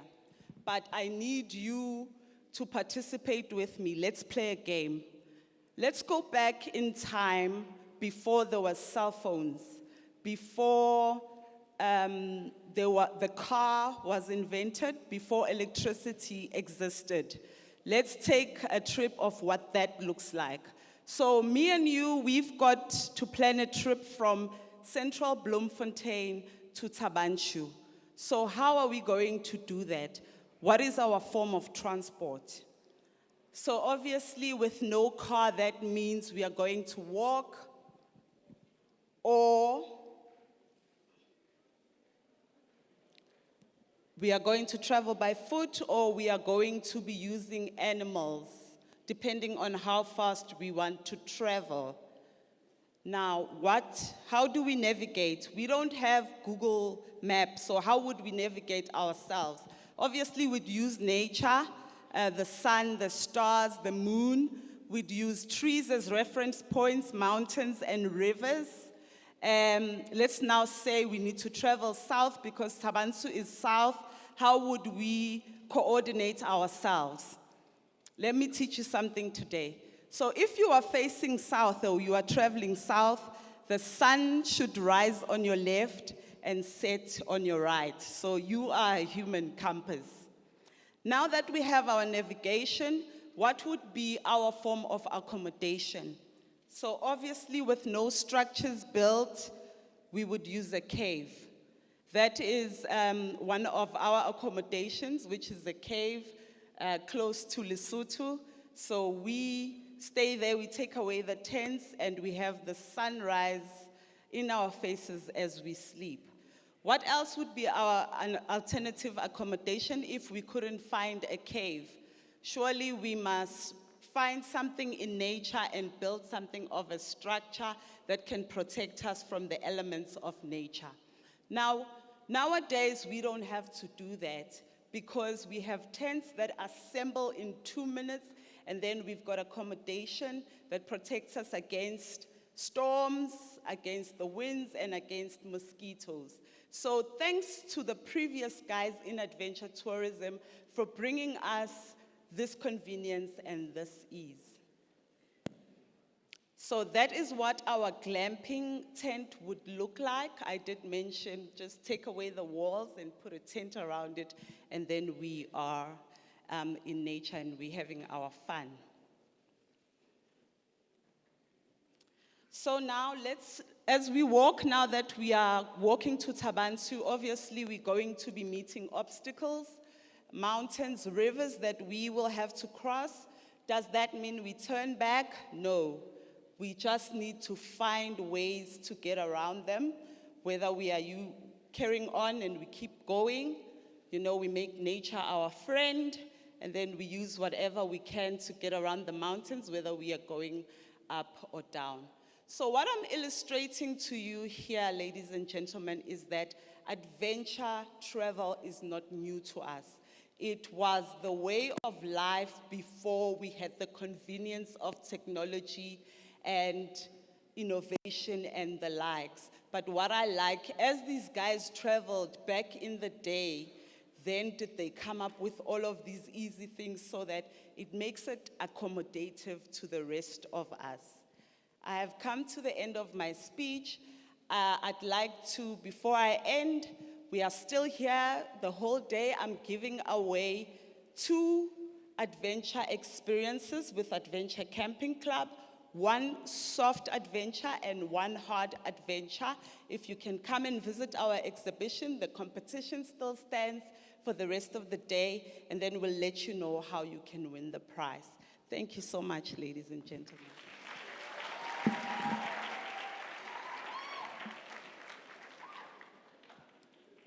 Good afternoon, ladies and gentlemen. Like Mr. McQueen mentioned a little bit earlier, I will be co-hosting this session for this afternoon. Thank you very much for that presentation, really interesting. As soon as I heard the word adventure, it got my attention because I really enjoy that tourism adventure activities that we find here, especially in the Free State. Ladies and gentlemen, on to our next speaker today. He's from What Makes the Eastern Free State Lekker. Is Mr. Frans Cronje, and he's going to tell us a little bit more about what is travel journalism. Thank you. Thank you. Good afternoon. Goeiemiddag, Tumela. Are you guys still awake? Nice. Okay, so I'm going to speak about travel journalism, in other words, storytelling. I'm not a journalist by trade, I'm a movie maker. I make films. I've been making movies for the last 20 years. The movies that I've seen have been seen by approximately 500 million people around the world. That's 500 million people. And just to encourage you, Nelson Mandela said, it always seems impossible until it is done. If some of you are sitting here today dreaming of becoming something and your friends are laughing at you or your family are laughing at you, don't stop dreaming. It is possible. When I started making movies, people told me it's impossible. I was born and raised in Bloemfontein. I studied physiotherapy, but again, like someone said earlier, we didn't have this opportunity when I was young. So I chose a career, I chose to go and study something that was not really me. So I'm really hoping and praying for you that you would use this opportunity and other opportunities to find out who you are so that you can learn, you can actually choose the right career. Now, in terms of storytelling, I think what is so important when we come back to travel journalism, what is travel journalism? It's telling stories. All of you enjoy stories. Who of you like watching movies? Anyone? No one enjoys watching movies? Yeah. Television series, soapies, reading. Are there still people who enjoy reading? It's all storytelling. Now, if you want to be a travel journalist, you need to be good at telling stories. So you all live in the Free State, is that right? Okay, can you shout out one or two words? If you have to describe the Free State to us, how would you describe it? How would you describe the Free State? Okay, I can't exactly hear. But many people describe the Free State in different ways. Over the last 20 years, I lived in Cape Town. And many people think Cape Town is one of the most beautiful cities in the world, especially the Cape Townians. And they often laugh at us in the Free State and they say, the Free State is flat and the Free State is that or the Free State is that. And since I've been back in the Free State for the last year and a half, I've started making videos about the Free State and promoting the Free State. And you know what? Many of my Cape Town people are saying, no ways, that's not the Free State. Because it all depends how you tell a story. So I want to quickly show you how I describe what the Free State looks like, because I think the Free State is one of the most lekkerste places in the world and one of the most beautiful, because we've got lekker people and it's really, really beautiful. So this is how I describe the Free State.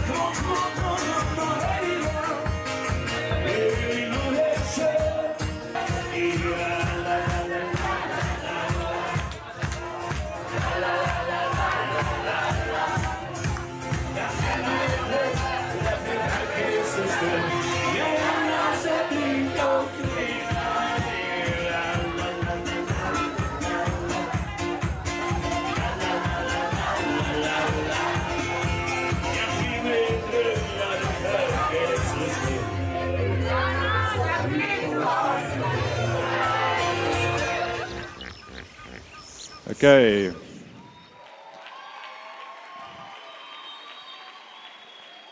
So, don't you agree with me? The Free State is just so magnificently beautiful. And if you want to be a travel journalist, you need to find a way how to tell the story.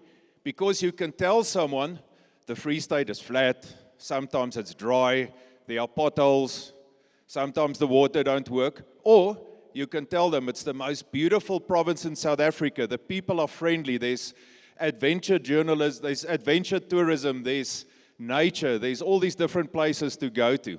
So what you need to do when you tell a story, first of all, you need to find an angle. What makes your story different to other stories? Secondly, you need to buy in emotionally. You need to know how to find the emotion of a story when you want to tell it. Have you seen, when you watch a movie or series, how important the first 30 seconds of that movie is? If you don't buy in emotionally into the first 30 seconds, what do?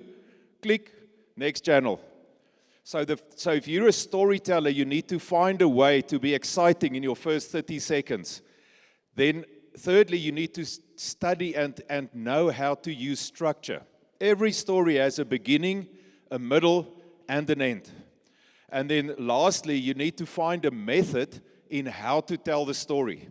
Now, I'm a filmmaker, so the method that I normally use is movies or television series or documentaries or videos like this. Interestingly enough, about 70% of that video that you saw was filmed with a cell phone. And my cell phone is 7 years old. It's not even a new cell phone. But if you know how to film and tell a story, you can use any medium to make it exciting to people when you know how to do it. And your story can be video, it can be written, it can be audio. So if you're a travel journalist, you've got all of those different things. And then lastly, I just want to touch on something that's really important. Now this, even if you're not interested in journalism or storytelling, this is very important. Yeah, yes, I like it. Now everybody's quiet as well. Excellent.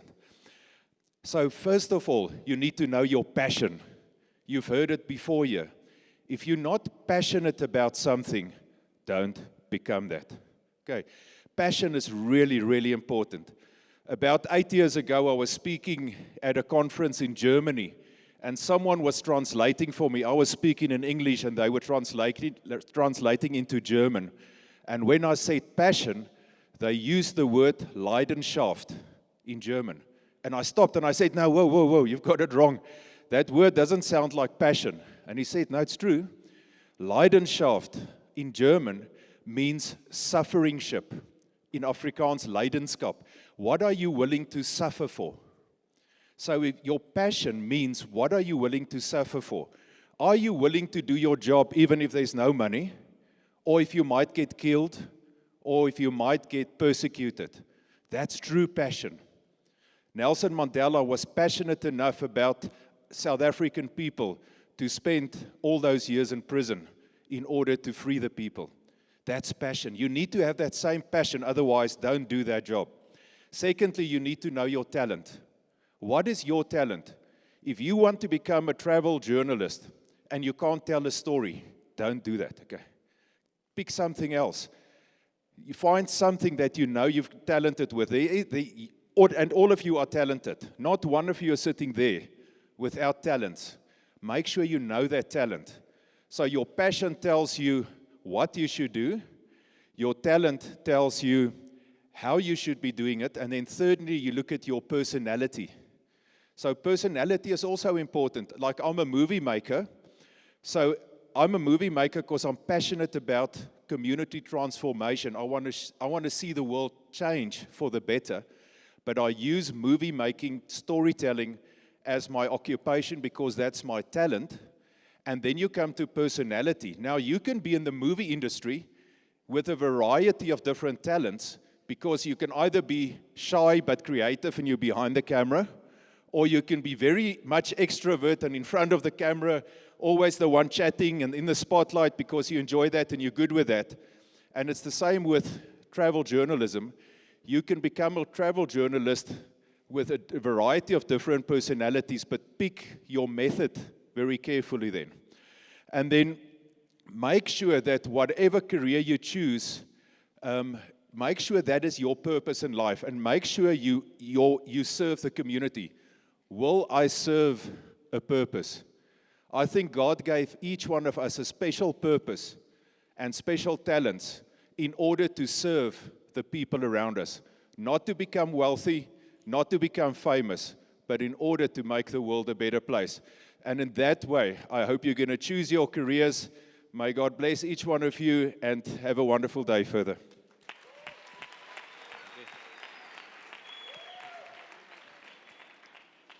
Thank you very much, Mr. Cronje.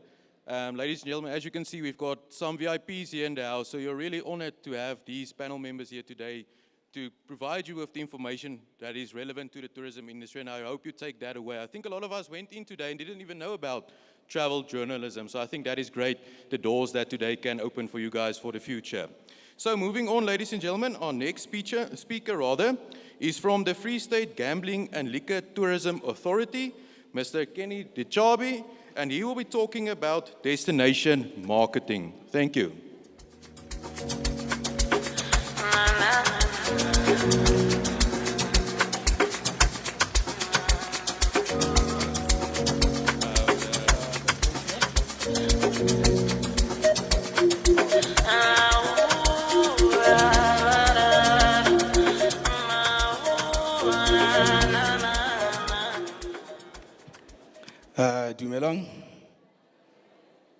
Dumelang. Why got a laboratory? So the sharp. No, I'm okay. Thank you. Let me just start by, we often forget these important things. I mean, to thank the organizers from Distea, from CUT, and everybody that raised their hands when government called and to be part of this program. It's really a well thought out program, especially because it's talking to you, the young people, especially while you still, almost finishing up your high school journey. So indeed, I am from the Free State Gambling, Liquor and Tourism Authority, but today I will not be talking to you about the liquor side of our business or the gambling side of our business. I will then be talking to you about the tourism side of our business, which is the good part. Now, if you look at the program, I don't know if you've seen the program today. That program director and the organizers, it's well thought out. And I was saying to Ndate Rati, my board member, that ideally we would have spoken first, Bianca, because if you look at the program, it actually talks to the whole value chain. So ideally we would have unpacked the destination and then make it link up with the value chain. Nonetheless, it is still well thought out. So before I go into the presentation, maybe just a few things. What is a destination marketing organization or agency, as it were? So in the bigger scope of things, our role is to essentially take Destination Free State to the world and bring the world to Destination Free State. And now in that transition or in that mission, you cannot do it when everybody sitting behind me is not on the same train with you. You can go out there to the world and talk about Free State, which is essentially driving the demand side of the business, if your supply side is not in sync. So we are a destination marketing organization which promotes a location as an attractive travel destination. DMOs are known as tourist boards, tourism authorities, or conventions and visitor bureaus. So that's pretty much what we do and who we are. And now, what makes a tourism destination?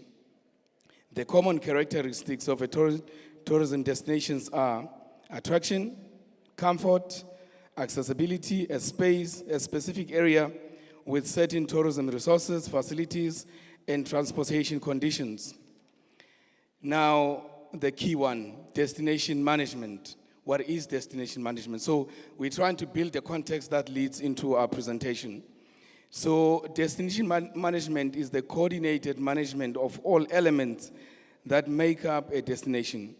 including the attractions, amenities, access, marketing, and pricing. So you've heard the colleagues that spoke before me. One is on the storytelling side. Somebody else spoke to you about tour guiding. Now the key thing, and we have spent the last 4 days, I actually got here this morning, in Joburg talking about the industry. And one of the key things that we picked up in Taterad was the narrative and the role of our communities in telling a true South African story. Oftentimes, we have been very hard on ourselves as the people of this country, young people, everyone, to focus on telling that which we think is bad about the country. We forget to tell the good stories about this country. I mean, a movie maker just spoke to you and showed you a video of the beauty of the Free State, let alone the country. So it is about time that we start to tell the good stories about our own country. For every tourist that lands in this country, there are 4 jobs that are created. So you can just imagine how important tourists that come into our country are. Now, what is the importance of destination marketing in tourism? It is the basic component of tourism. Identifying and capturing the essence of the place is vital for the tourism business to do well. If an attraction place is turned into a destination, the place generates high revenue from tourism. Today, destination management is an important subject in tourism studies, and that's why you are all gathered here today.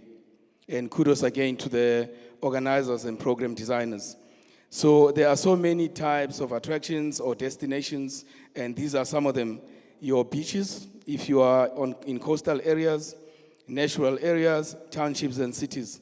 And I'm glad NDT is here, and they will talk to you in depth about domestic tourism, and I'm sure they'll touch on aspects like your township tourism.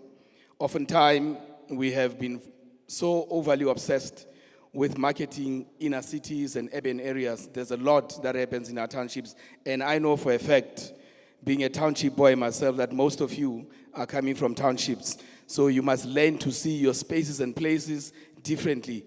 There's a lot that can be done in your spaces.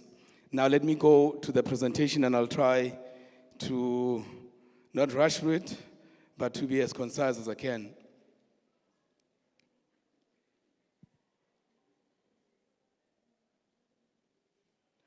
So we have what we call a tourism agenda. Now, every story, every strategy should be based on a particular agenda. And the tourism agenda is premised on the following key considerations: economic growth, job creation, and improving of livelihoods. On the economic growth, inclusivity, sector transformation, infrastructure development. On the job creation side, we want to reduce the levels of poverty and create a sustainable sector. In improving livelihoods, we want to drive exports and generate prosperity. And the last pillar, but not least, is increased tourism arrivals.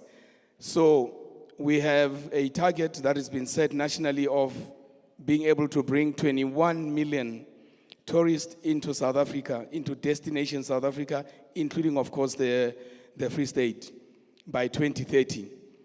Now, currently, the states are saying we're sitting at about 15 million, and this is where we are currently.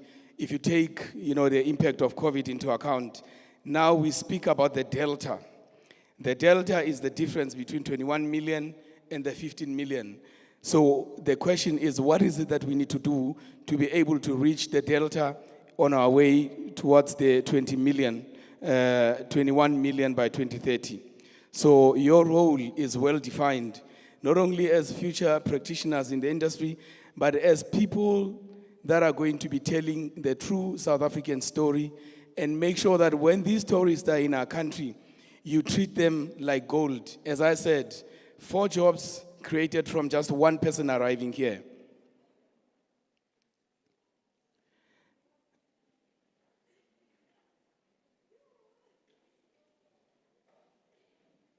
Okay, there's 4 IR gone.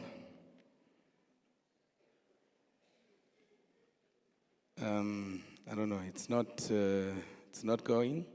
Okay, there we are.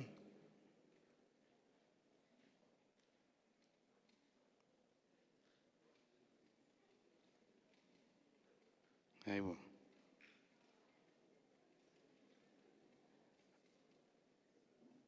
Okay. Now, let's look at the overview of a marketing, destination marketing on an organization such as the entity that I come from. You have different angles to it.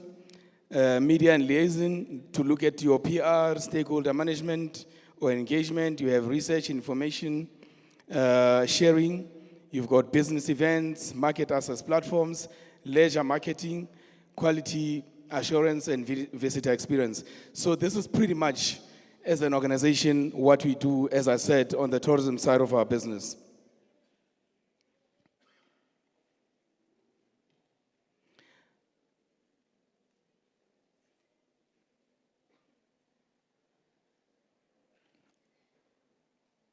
Okay, now the provincial areas of interest, what makes up Destination Free State?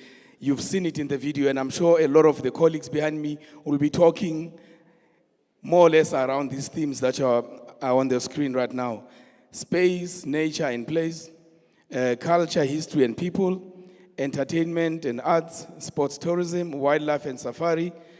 Coming to sports tourism is a set news in Daterat. The Free State has lost Bloemfontein Celtic, but Maselemo. Elayalo.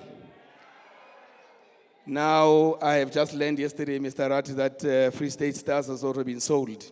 So you can try to paint that picture and just think about it. On the sports tourism side, it means we are left practically with the Cheetahs and the cricket team.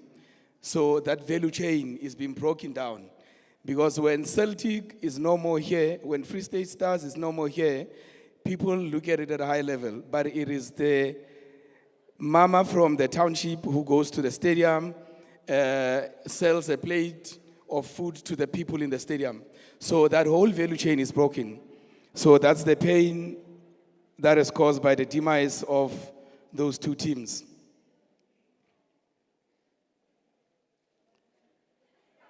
Now, we are driven in the province by the Free State Provincial Tourism Sector Strategy. Now, it's got a few pillars, and I will not go through the whole, I'll just go on the focus areas. Reassessing and realigning the Free State brand, which is quite key for us.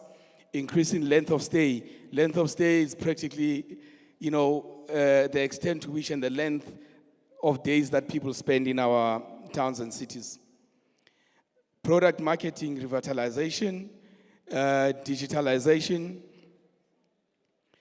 MICE, events and shopping, and collaboration.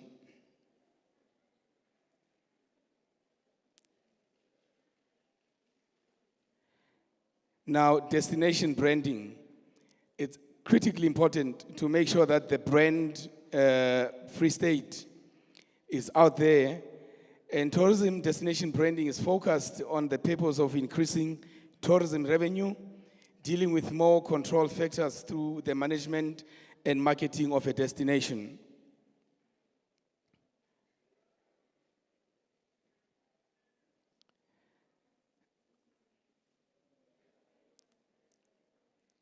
Now let's look at the levels of destination branding. At an operational level, destination brands such as hotels, restaurants, and resort, and some of the people are sitting right behind me. Single governance, local destination brands, attraction sites, villages, townships, towns and cities. Multi-government, local destination brands are your regions, states, and countries. Global destination brands is countries, multi-country regions, and continents. So we're trying to paint a picture for you young people to understand what this whole space involves. I mean, the colleagues are telling you about the finer details, but we're trying to bring it at a high level. Destination marketing promotes the three factors of tourism products. Experiential festival, I mean, the first key there is experiential, and this is now festivals, activities, events, dining, entertainment, shopping, safety, and these are the reasons why people come into our province, in our cities, and our towns. Emotional, the human side of it, cultural, holistic resources, hospitality. Physical, it is the infrastructure, natural resources and accommodation. And somebody spoke about the nature of our roads and the cleanliness of our towns and cities. No tourists, and I'm sure the colleagues will agree with me, no tourists. You can do whatever that you want. They will never want to come to a province or a city or a town where the roads are bad, especially in the context of our province, which is a drive destination. So the road infrastructure becomes important, and of course, the cleanliness of our towns becomes important.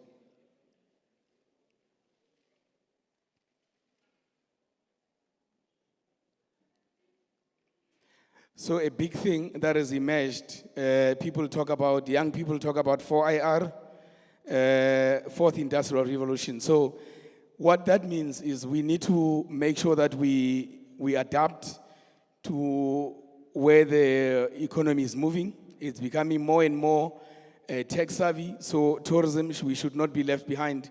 Somebody spoke to me yesterday about coding. I honestly did not have an idea what it is. And it went even more complicated once they started talking about robotics. So we want to also encourage you young people to make sure that you enter that particular space. And I know CUT does a lot of work through your cuties in that space. So once you look at these careers, also remember to venture into 4IR, so that I've seen in Cape Town recently, you get into a hotel, you do your booking or your reservation, you do it with a robot, and now robots are delivering breakfast to your rooms. So 4IR is becoming the in thing, so please don't get left behind. And now social media in relation to 4IR, in addition to e-tourism, the integrated or social network as part of the marketing strategy has also grown in recent times. Common social media applications include the following, and I know all of you are big on every single one of these ones. Just the other day, TikTok was just to share videos, and we joked about and we laughed, but now TikTok has become about content creation. Now, advantages of using social media for destination marketing, cost effective.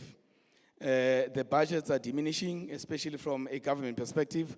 So we have to more and more move towards where the world is going.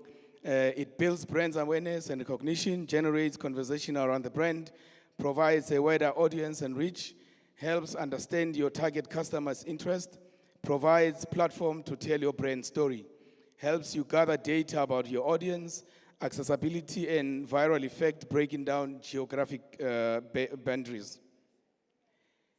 Now, the key tourism sectors.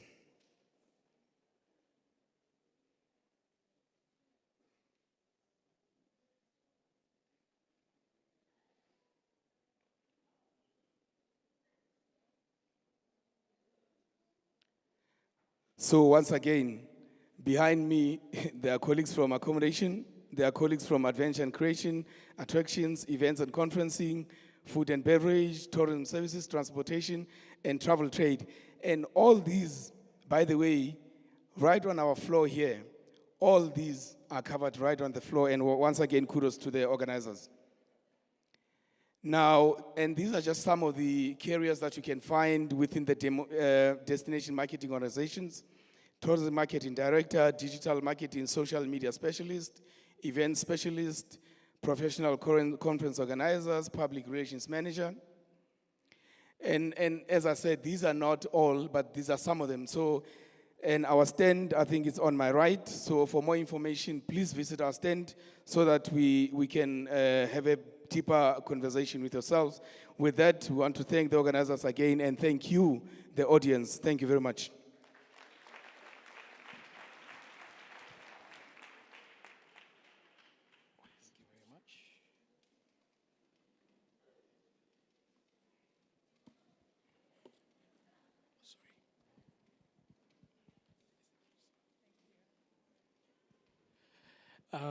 Thank you very much, Ntate Chabe. Metswalle ntse re le hantle. Molato le lapile. All right, I can promise you that sincerely how filo qeta. So let's just hang in there. So we are now going to introduce our next speaker. The past 3 years we had COVID-19, and if anything, COVID-19 taught us that as a country we cannot rely on international markets. We need international markets, international tourists, but equally we need our people to have travel opportunities in their own country. I just want to see, by a show of hands, how many of you have never been outside the Free State province?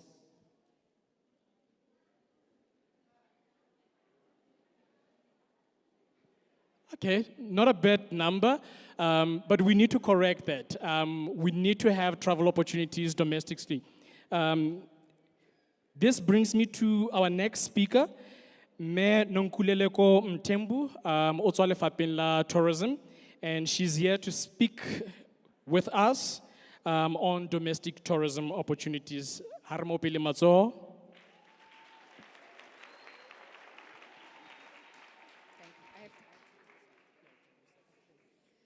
I do tourism.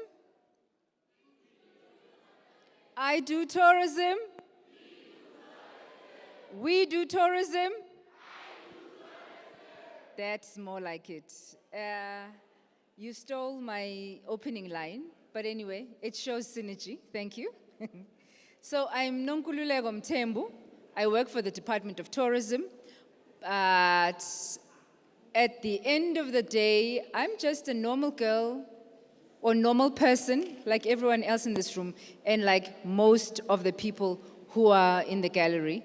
I am born and bred in Soweto and Battered, still there. Just yesterday, I went to visit my mother in Diepkloof. So I'm from the township as well. I had the luck of exposure. And I think exposure is very, very important.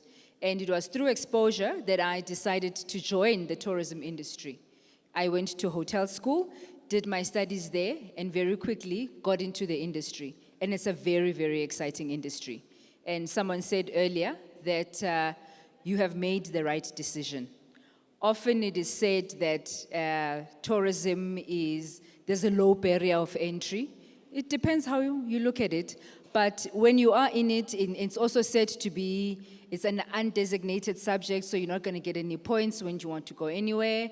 And it's also said that your absolute last resort when there's nothing else to study or nothing else that is available at your institution of choice, that is the one the subject that you go to.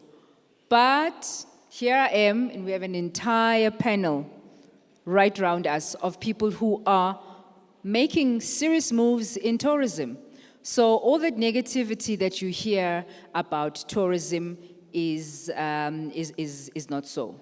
And if nothing else that you hear from me today, please remember this phrase: service is not servitude. Service is not servitude. So in the tourism industry, travel and hospitality and all the things that we have in the industry, we must all know that it's a service-orientated industry. So you must be passionate, as you've heard. You must know what your interest is, because it's very wide. And in my presentation, I will touch on some of that. But as you can already see, the room is full of options, and each and every stand is very different to another. So each and every stand represents the different avenues that you can take within the space. And having said that, not everything is represented in this room. So just to show you that there are so many options. Oh, I control this one. So the purpose of today's session is really just to highlight the importance of domestic tourism, to outline the different skills, training programs, the bursaries and internship programs that are offered by the department. And I think most of you have visited our stand even if you haven't seen our stand, but you've gone through this expo and it's highlighted that very thing. And then also to ignite a love of tourism and encourage each and every one of us to be tourism ambassadors. Now, we heard earlier when our filmmaker was talking about how we need to be, to love our country and know more about our country. And Ndate also then spoke about the positive stories that we tell about the places that we come from. There's a lot that is negative that we can tell, but it's also up to us to then to tell the good stories, know what it is that we're talking about, so that when visitors come, and by visitors, I'm not just talking about our international visitors. Even I'm a visitor.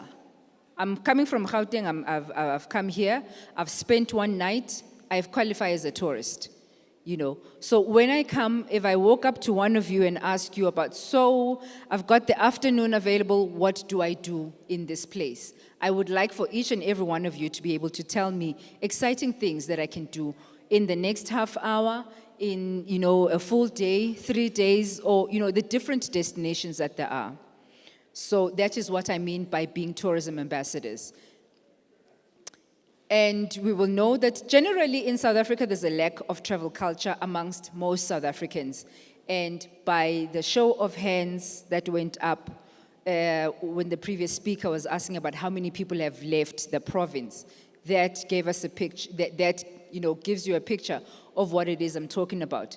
The majority of adult South Africans have not taken a holiday trip in the country.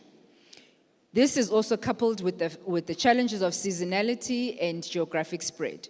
Seasonality is only going on holiday or visiting Kadi Easter, Kadi school holidays, ka Christmas. And yet you've got 365 days when you can go on these travel trips that are available. It always fascinates me with the people who live next to the beaches.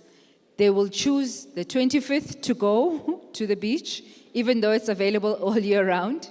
They only go there on Christmas Day when it's available all round, or on New Year's Day, you know. And you know, and those, you know, and it's available. Why not? You know, let's just have that culture of going out. Local as lekker. Geographic spread, we always hear about Gauteng, Western Cape, and KZN. Yet we've got your free states. You've got Limpopo, you've got Mpumalanga, and they'll tell you that, oh no, Durban is warmer, or KZN is warmer in winter. But Limpopo is also warmer in winter.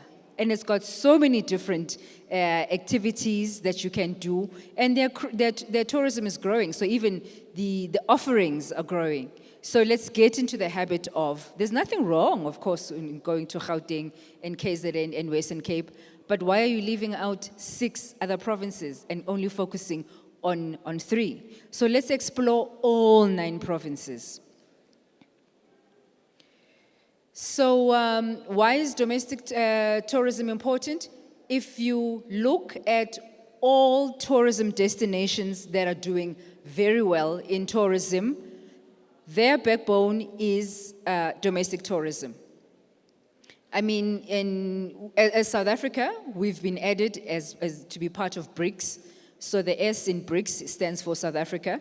When you look at Brazil, you know, currently 7.9 million people are either directly employed or affiliated to tourism in that country. Russia, their tourism is far exceeding their automobile industry because people are interested, and this is just on the backbone of South Africa, on the backbone of domestic tourism. Now let's take it back home and say, so when we talk about tourism, it's always talking about international visitors. But let's now focus on our domestic visitors. For us here in South Africa, we are not going to be affected by, peak seasons and high seasons because we can go there at any time. You don't have to wait for those other, time. And also going in off season is what makes it affordable as well, because there is then this conception that whether true or not, but there is the narrative that travel is expensive. But what do you choose for what activities is it that you choose? And in tourism, there's definitely a budget for everyone. There's a budget for everything. Even if if you like camping, there's even glamping, So if you want to go there and camp in style, you can do it. Glampers are there. If you accommodation, it doesn't mean that you have to stay in a hotel all the time. There's camping options that are available. There are self-catering facilities that are available. There are national parks. I mean, we have Sandby on the floor. We've got sand parks as well that's available. And we've got provincial parks that are available. And the government-owned facilities are so accessible. They are so cheap that you don't have to stress about. And the good thing is that they are available nationally. So don't have your mind set on the 5-star hotel, that only that counts as a holiday. Being away from your place and seeing different things is what then is important about that. So the tourism, I want to speak about the tourism value chain, and I like to be interactive. So I'm hearing some chatter, and I'd like us to be interactive. So I am going to demonstrate then the tourism value chain, but I would like then for for you to stand, and then so I'm going to tell you about my trip for me to get here. I live in Pretoria, so from Pretoria I needed to drive to get to the airport. Can I please have one person this side who stands? Just one person. Work with me, quick. I've only got 10 minutes, please. One person from this side, please stand. One person, thank you. When I get to the airport, I needed somebody to help me check in. Somebody here, can you please help me check in? Be that one person who stands there and help me check in. Wonderful. And then I went through the security. Security, can I please have somebody over there who's going to be security? I've not even left Johannesburg yet, but can you see? And then I get into the aircraft. Into the aircraft, there's a whole team working there. So can we have somebody there who's going to represent what happens in the aircraft? And then I landed. I hired a car from a car rental service. Can somebody represent the car rental service from there? One person, thank you very much. And then there I checked in at a hotel. So there's a hotel. This morning I had breakfast. Can somebody from breakfast here? This side is not active. What's happening? So the number of people that are standing here represent the tourism value chain. And when we say tourism is a job creator, this is an example of just me traveling. Now, can you imagine a whole lot more people traveling? We're going to need more drivers. We're going to need more aircrafts. We're going to need more hotels. So that is the ripple effect of domestic tourism. This is the entire value chain that we have there. And now, talking about tourism, it's not to mean that each and every one of us in this room here are going to end up in the working in the tourism industry. We need a demand side, and we need those who are going to supply. So a lot of the focus that we're talking about today is supply, which are if anyone is still standing, please take a seat. Thank you. You can take a seat now. I've made my point. So we need supply and demand. Supply are people who want to go on holiday, and then the demand are the people who are going to provide those services that are required then when you are on holiday. Whether you want to go to the attractions, whether you want to go to the hotel, whether you want to go to the botanical gardens, whatever it is that you want to do, that then is the supply side. So my point again is that the tourism industry is so open that anyone and everyone is really able to participate. I spoke to two gentlemen who are in their stand there. I think it's travel students or air students. I'm sorry for botching your name. But those gentlemen there told me that one of them studied law, and the other one says he studied economics. But here he is in the tourism industry. We have on stage a marketer, you know. We have on stage a wine connoisseur. We have on stage, oh, here's the gentleman I was talking about. Yeah, here's our economist, but he is, you know, he's in the industry. We need accountants. We need scientists, you know.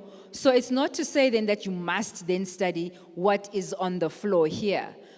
You do then contribute. So it really is open to most of us. So that was my bit then about domestic tourism. And now we're just going to talk about choosing a career. And I think what is most important here, and the previous speakers have said, you need to be passionate about what it is that you're doing. But for you to be passionate, you need to know what it is that you think you're passionate about. You know, very often, those of us who, you know, when you say you want to go into hospitality, Ndate made a joke earlier that no, you want to help sick people. You know, it's not, so you need to understand what it is that you're going through. So you need to know yourself, know your personality. And if you're going to be, you know, interacting with the public, you then need to be the kind of person who's not shy, who's going to be able to interact with the public, who's going to be, you know, be able to speak and interact with them. And if you don't like people, it's okay. There's space for you as well in the tourism industry. You can then be the scientist. You can be in IT, come up with with the systems that we need to use. You can be in the reservations office, you know, and make the reservations for us. But if you're going to be in front of people, then you need to have, you know, the right kind of personality for it. And that then will guide you into what is it that then is the next step. So then you then need to identify and you evaluate your options. And what you are doing now here is part of you conducting your research. Once you've conducted your research, you may identify something that is on this floor to say that this is what I want to do. And then you may have more than one interest, you know, so then you need to choose. But at least you're choosing from something that you know about. Select the different career options. I mean, you won't believe it. We have interns who then come in, they've qualified, they have their degrees in tourism development or qualification, something or other. They come in and we have an interview and, you know, they don't know. They've just studied tourism, but they don't know whether they want to do marketing. They don't know whether they want to go into tour operating. They don't know whether they want to work in, you know, hotel management. So you need to know the different options. Yes, it's all under tourism, but what under there is it that what you need to do? And then you need to execute your plan. And in executing your plan, you can go the formal way and go and get formal education. Or you can then, you know, there's your TVET colleges that you can go to, those that is still formal. Or, you know, you can just go up there and say, you know, approach the businesses, the interest area that you want to do. So if you say, no, I really like adventure. I want to know about zip lining and bungee jumping and all sorts of things. Approach such companies and say, how do I learn? How do I come in? What is it that I need to do for me to be able to do what I want to do the most? Now, these are the different categories of careers in the tourism industry. I won't dwell much on this slide because you've experienced it. This slide represents all the people who are exhibiting on the floor today. So the different options that you can have, you can work for government. So if you're not that person who's got that, you know, outward personality, you can then work, you know, like in the provincial office, you know, and be coming up with policies. We need to guide the policies. At the moment, we still have a standoff about the, I don't want to call the brand, the e-hailing services. You know, there's now a standoff between e-hailing services, and you have your tour operators, and you have your metered taxis, and that's why we have that standoff at the moment, is that there's no clear regulations, no clear policies that are coming out that then say, how do we deal with these things? So having taken an interest in tourism, knowing what tourism is about, you can then be that person who writes those policies and makes it so much easier so that we know. There's also that Airbnb versus your formal accommodation. Again, that's another space, that is not quite regulated, and we come from a regulation space. Do we want to regulate it? But these are the views that then can come from you here. And then there's transportation. I don't need to go. I mean, there's tour operators, there's airlines, travel agencies. What is your field? Attractions. Attractions are very important. You can come up with your own attractions, which then comes into the adventure space. Whether you want to go jumping, or you're going abseiling, or rock, what is it? Rock climbing. Yes, that's all adventure. And then we've got historical sites in Free State, just on the border. I don't want to say that Gauteng and Free State are competing or they're fighting, but there's the Vredefort Dome in Free State. That's a very important historical site. So you can access it from Gauteng, and you can also access it from the Free State. We need to know about these things and talk about them. Attractions as well. I mean, we Ndate earlier spoke about township tourism. This is something that we know, we live it, we breathe it. Think about it then just in terms of from making a living out of it. How do we make a living out of it? And for us, firstly, we need to make sure that our spaces are safe. So if we are, and there's a person, let's deal with those people, so that then they are able to, not yourselves, obviously, there are community policing forums and law enforcement that will then assist you. But let us not encourage or sit back while bad things are happening in our spaces, and then people don't feel comfortable to come into our spaces. Hospitality, restaurants, hotels, food and beverage, holiday resorts, those are the different kinds. Conservation. Now, this is something, and I'm going to generalize a lot. Conservation is not something that's very popular amongst Black people, but it's not to say that we don't like, conservation. Whether you go on a game drive or you work in a conservation park and you take care of those animals, and it's a whole industry, and it's available to you, So these are the different options that we must open our eyes, to, and then do that. Then there's events and entertainment. The previous speaker spoke about the soccer teams that were placed here, that were, had a home in the Free State. That then falls under that events and entertainment. So then you have this team, but then you have a tour operator. Now, I know there's Tabula Tours is on the floor, and I know that she puts together, packages that if there's a game, she has networks, will get people from Gauteng to come through and watch the soccer game that is happening here in Bloemfontein, and then take them back. And then once you've taken them back, but then once they're here in the Free State, what's the rush of going back? Let's see what else that is available in the Free State. And you make a whole weekend of it. Out of one soccer game that was 90 minutes, you've turned it into an entire weekend. And this also then, talks to when being a welcoming environment, when people come to your spaces, then make them feel comfortable so that they are able to stay longer. It increases their spend as well. It becomes an economic, an economic activity. I mean, today I intentionally wore the techies I'm wearing, because the last time I was in Bloemfontein, I bought them here in Bloemfontein.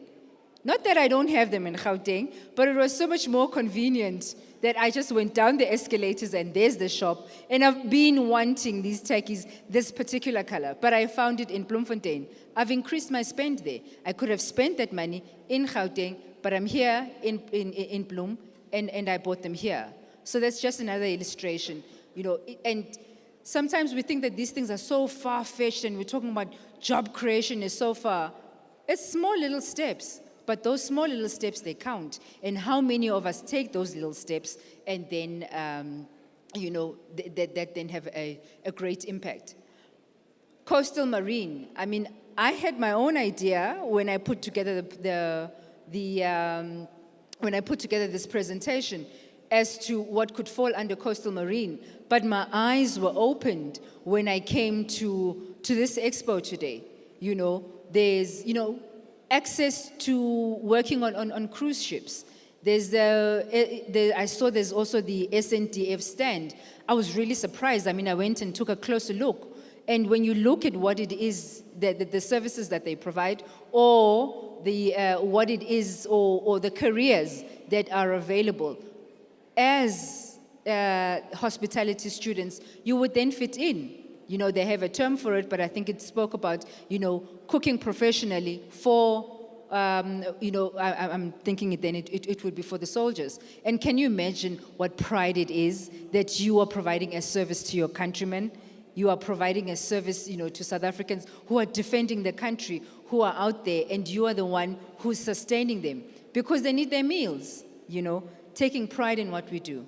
And lastly, others, I spoke about those. The financial sector, we have economists. We need to know how our countries run. In construction, who is constructing those hotels? We then, being in the tourism space, need to speak to them in the construction space to say, this is what we need, this is how it must flow. When guests come in, they want to walk in this way, it's more convenient to do it this way. There's the interaction. So you can be in construction, but still be servicing the tourism industry. Communications, we have communications gurus here, and they're the ones who are helping to put the Free State on the map. They are helping to put South Africa on the map, and it is these communicators then that we need. Entrepreneurship, I mean, there are so many businesses here. Think of the very ideas of, what is it that you can then do in your own space that is within the tourism industry, and you'd be an entrepreneur. You spoke about being your own boss. That's what then, it falls under entrepreneurship. So the different places that you can study at, you can go through to universities, and come out then with a degree from there. There are the TVET colleges. You can get your NQF levels, 5 to 7. And then there's also other qualifications. Events management, you can get it and still be able to participate in here. So we are really all-encompassing. From the department side, please make sure that you visit our stand and you can find out more about the programs and the free training that is offered by the Department of Tourism. For you then, wine service training is in there. Being a national tourism monitor is there. Blue flag training is available. Hospitality youth training programs, they're all in there available, and the department, or at least the people at our stand, will be able to help you with that information. And then lastly, I want to leave you with this, that all shall be free to travel without restriction from countryside to town, from province to province, and from South Africa abroad. And then the next section of it is rest, leisure, and recreation shall be the right of all. And these two are extracts from the Freedom Charter that was written in 1955. So we all should have access to it. Let us all take up these opportunities that are open and available to us. Thank you.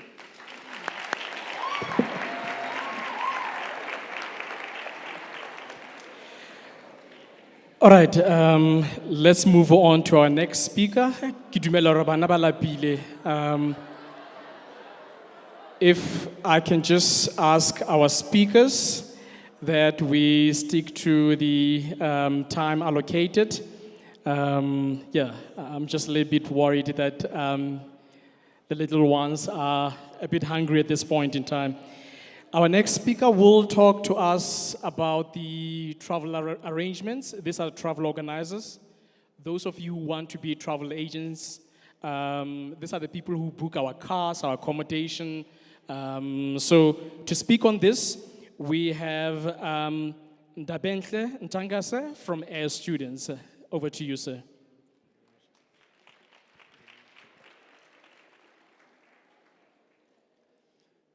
I'm a bit worried by the fact that when it's time for me to speak, people complain about hunger. So I have one job here. My job is to get you excited about two things: tourism and travel. Well, and entrepreneurship. Tourism and travel and entrepreneurship. And I'm going to do that by telling 4 stories and showing you a bunch of pictures.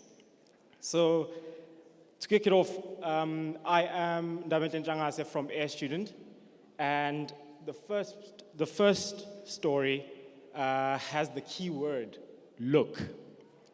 When Bianca was speaking earlier this morning, she mentioned the importance of not just wanting to be given a job, but being able to identify things that are wrong and working to fix them.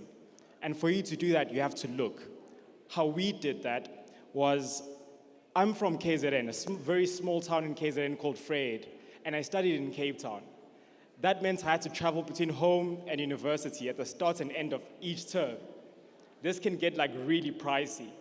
And so this is me going to my first, to campus first, and I quickly realized that because I was carrying so many bags, I also got charged for the extra luggage as well.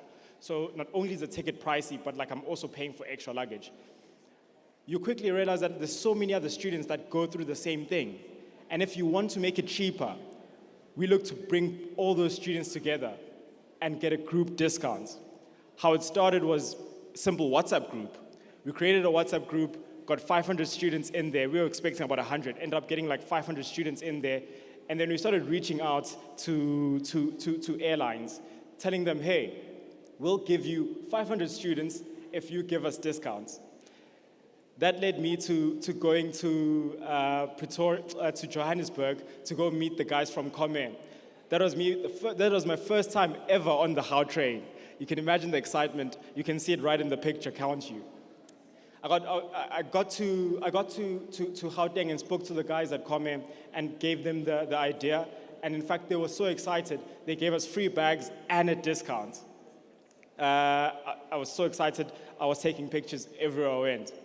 But the importance of this was that there was an issue we were facing, and what we did is we looked for the solution within ourselves. The second story is overcome. In March 2020, we had over 3,000 students in our database. And then, of course, COVID happened. When COVID happened, we had to quickly find a way to continue our business while keeping a strong bank balance and being able to get more clients. But we can't do that with students because student travel ended. Students were sent home and everyone had to start again. What did we do? We looked to work with universities to help them organize all the students that are going back home and get them home in an easy and efficient way. And as we did this, the university said no. All of our travel gone. What now?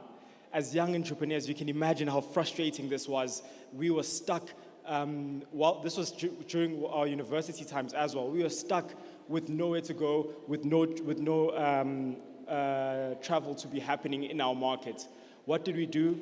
We changed the whole picture, flipped it up. We realized that small to medium businesses went through exactly what students go through, where they travel a lot, but they don't get corporate discounts. So we introduced the corporate side of our travel.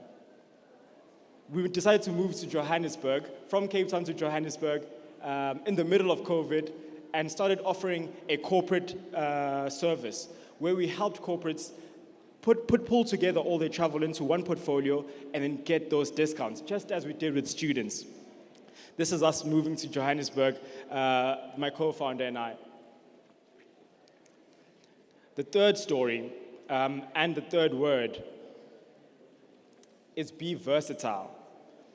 Once in Johannesburg, having overcome what we overcome, we had to make sure we were speaking to corporates and showing them that we could service anything that they needed.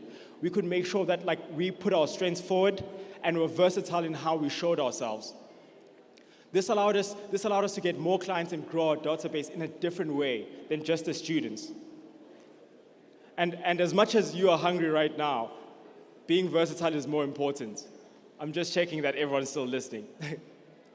We were able to enter these rooms, get what we had to do, because we were able to look at what was needed and shape ourselves into that. And that was an important part of our step, being versatile. The last story, which is, I'm hoping will get you excited, is enthusiasm. The picture on your left, the first picture on the left, is a picture of us in our final year of university. We ran to E Squared Investments and asked them to invest in our company. They told us, no, you guys aren't ready. We went back and worked on our business enthusiastically. We went to their offices, we met them, we pitched, we were at calls, we attended video calls. And what you see on the far right is January 2022, where we raised over 2 million rands from E Squared Investments. That shows the importance of enthusiasm and of getting things done. So, if you are listening, I want to find out if you are able to see just from the words, what is the message that I'm giving here today? Can anyone guess? Oh, I'm hearing some guesses, but I can't make out what it is. So I'm going to say, the message is love. Look, overcome, be versatile, have enthusiasm. And if you do that, you'll love what you do. From when we were working in our dormitory in university to now working in an office where we employ over 5 people, we love what we do. We love our country and we love the travel industry. And so we look to do what's best, not just for us, but for everyone who interacts with us. Everyone who sees us has to leave whatever interaction they have being better than what they were before. So the message today is around love. And that's the one way we will make sure we get the travel industry to where it has to be. Today, Air Student is a cost reduction tech travel company that allows corporates to be able to cut down on cost of up to 50% for all their travel. But also, we still look after our students. We make sure that students are able to travel between home and university at a cheap rate, giving them free extra luggage and other benefits, making sure that everyone who interacts with us gets the best possible love. If you want to scan and check out our website, feel free. Thank you very much.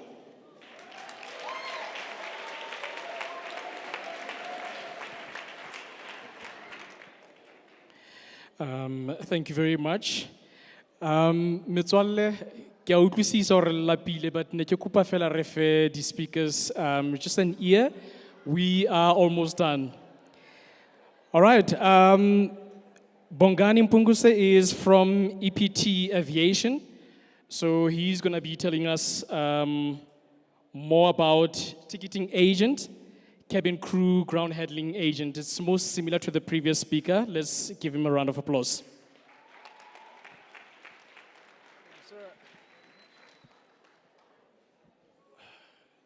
Good day, everyone. My name is Bongani. I'm from EPT Aviation, and I'm going to tell you guys more about aviation. Most people, when they hear aviation, they automatically think pilots, too expensive, too difficult. Today, I'm here to tell you about the greatest course that you can ever do, and one of the greatest jobs that you can ever do in this world, and that's being a flight attendant. I'm not going to waste too much time, so requirements, you need to be 18 and above to be able to do the course. You need to undergo a medical exam at an aviation doctor. The doctor tests your hearing, your eyesight, your lungs, your heart, just to check if you're going to be able to cope with the effects of working as a flight attendant in the air. Right, so it's pretty basic. 6 weeks training, you get your license, and then you can go and apply for a job. Training is very nice. It's more of a practical than theory. So what we do is we make sure that we get you ready for the job that you're going to be doing. I'm doing it. I did it in 2018. Now I currently fly for one of the best airlines in South Africa currently. It's really good, guys. If I can tell you, the shortest courses that you will ever do are the best courses. And most of the time, the ones with the jobs where you get like a lot of money, actually. Right, so have we all got WhatsApp? Do we all have WhatsApp? Just to make it easy, I don't want to waste more time. If you can take out your phones, please, and take down this WhatsApp number. And our assistant in Joburg is going to reply, and she's going to give you a prospectus, so it's easy for you to apply. Are we ready? All right, 072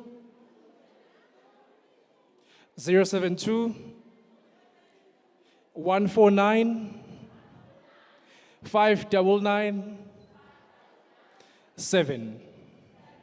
Right, 072-149-5997.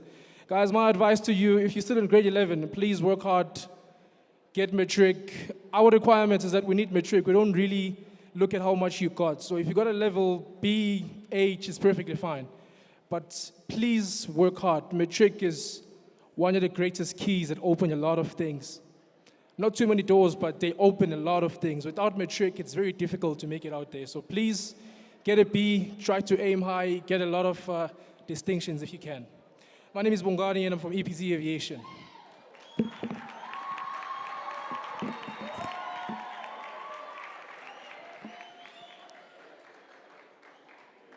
Thanks. Thank you very much for that presentation. Ladies and gentlemen, now we'll be moving over from the air to the sea. Our next presenter will be talking about, or is rather from ships ashore, Nondu Muyeza O, which will be talking about cruise lines. Thank you very much. Thank you. Thank you so much, everybody. I know that we are running a little bit behind schedule. I'm just going to ask everybody to bear with us. I'm going to take everybody back by telling you my story. At one point in my life, I was exactly like each and every one of you, sitting there and trying to figure life and thinking to yourself, what am I going to do next when I'm done with matric? And you look around and then you're trying to figure out what it is that is going to fit with your personality, and you just seem to be so lost. Like everybody else, I finished matric, I go to tertiary simply because that's what my parents wanted me to do. Long story short, I ended up on my final year, recruited by an American company. They came to South Africa looking for 20 students in South Africa. I did the contract 1.5 years, United States of America. Then I transitioned on land onto the cruise line, and that changed my life forever. And this is what brings me here.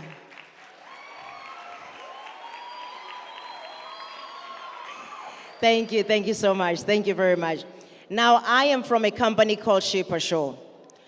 The company is run by myself, and I have another facilitator, Chef Larry, is with me. I am South African, born and raised in this country. I have never worked in this country. 20 years of my life I spent on the cruise ships. Now, this is a story I would love to be part of your own story. And the reason behind it is this. Hypothetical situation. I see the chefs right in front of me. Can the chefs wave at me? The chefs are waving right there. I see the chefs right in front of me. Now, in this country, unfortunately, they do not take our industry as seriously as it's supposed to be taken. Hospitality and tourism is not respected, and it doesn't get the credit that it deserves. In this country, those 3 chefs over there, at the entry level, coming from a prestigious culinary school, whichever school they come from, The entry level, salary wise, it will be, I'm not exaggerating, you can ask them after this, it will be 3,000 Rand. In that 3,000 Rand, you are expected to pay your taxes for SARS. In that 3,000 Rand, you are expected to live because you need to travel from home to get to work. You need to eat for the next 30 days in that 3,000 Rand. Same chefs, same scenario, identical chefs, entry level on the cruise lines. Are you ready for it? Can I have drum rolls?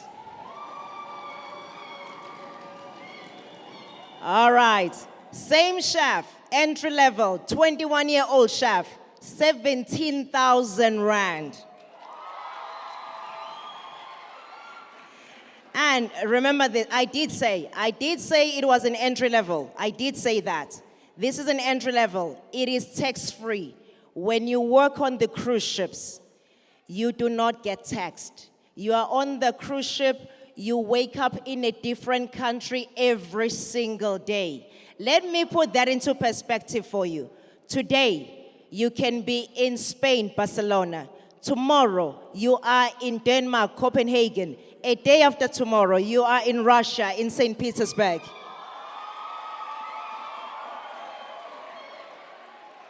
Now, because you wake up in a different country every single day, not even a single government expects you to pay the taxes, including South Africa. You are not taxed in this country.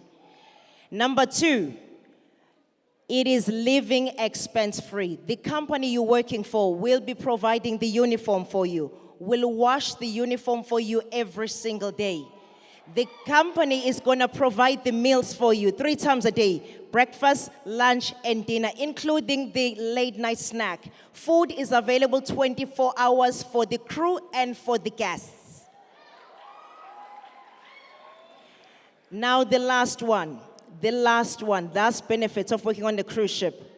When you fly out of South Africa, whichever the nearest international airport will be, you fly all the way to United States. It could be in Miami. It could be in New York. The company is going to pay for the flight.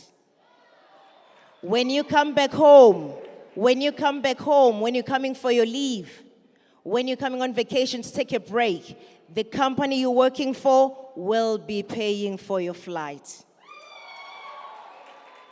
Now everybody listen to this and listen very carefully. There has to be a catch, right? Of course there has to be a catch. Here's the catch. You work every single day without a day off. You work for 6 months straight. On average, it is about 12 hours long. That 12 hours will never be a solid shift. That 12 hours will always be broken down into an AM shift, a PM shift, and a late PM shift. That goes for everybody working on board. At the end of your 6 months, what was supposed to have been your weekends, you get it at the end. You will come back home for 2 months, and that is what is called, it's a vacation. So it's not really that bad. Now here at Shipper Show, what we do, it doesn't exist anywhere in this country. It doesn't exist anywhere in this continent. What we do at Shipper Show, we teach you, we equip you. We always say we shipperize you and we Americanize you. We are a training program. After you are done with your studying, please come and see us. The requirements, you have to be over the age of 21, and the reason, and the only reason for that, the drinking age limit in the United States is 21 years of age. You are finished, you come and see us. The course is done over a period of 4 weeks. You attend the course after you're done, then we do the application with 14 different cruise lines. On average, anybody that goes over through Shipper Show, you don't end up with 1 contract, 2 contracts. It's on average 3 contracts where you get to choose which company you want to work for. Now, I'm going to ask what the last speaker asked you. Anybody with a phone? Who has a cell phone? Please raise your hand if you have a cell phone. Do you have WhatsApp? Do you have WhatsApp? Everybody, please put this number on WhatsApp. 072 189 4214. In closing,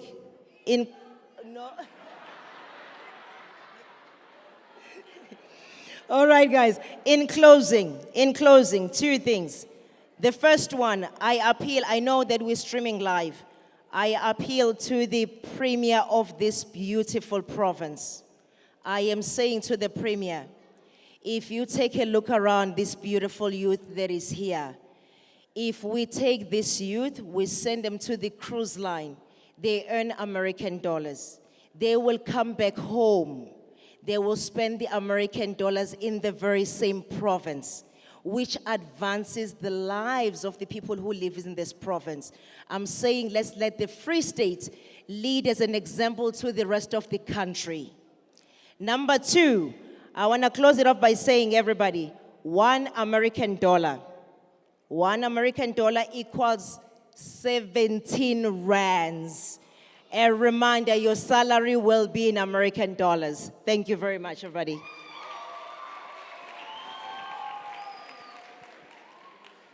Thank you very much for that enthusiastic presentation. I think you certainly changed a lot of minds with regards to cruise lines. So thank you very much for that. Ladies and gentlemen, our next speaker is from Bon Hotel, Ms. Megan Cornelissen, who will be talking about front desk, accommodation manager, guest relations, and concierge. Thank you very much.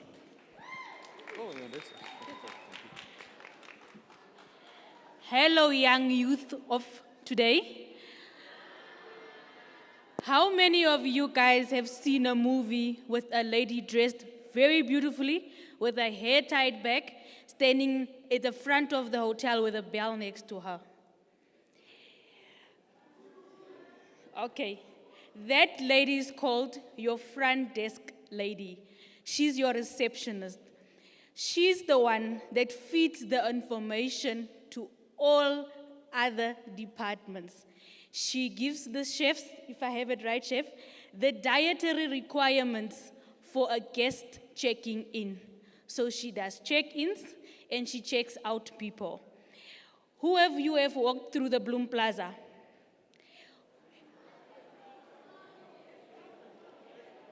Have you seen a beautiful brown door right next to Pick and Pay?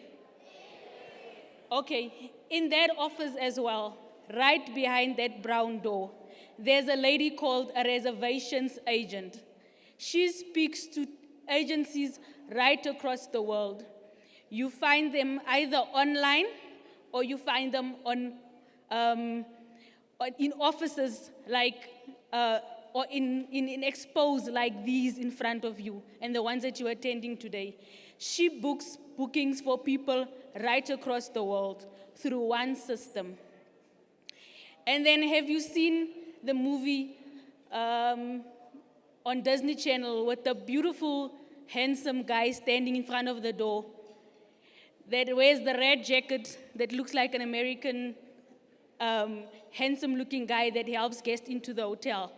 He's a concierge. He helps the guests to the rooms, to reception, and to the cars. And then you find a lady like me. We call us the guest relations officers. We handle complaints, and we also make you feel very welcome at a hotel. Thank you for listening to us today. Thank you.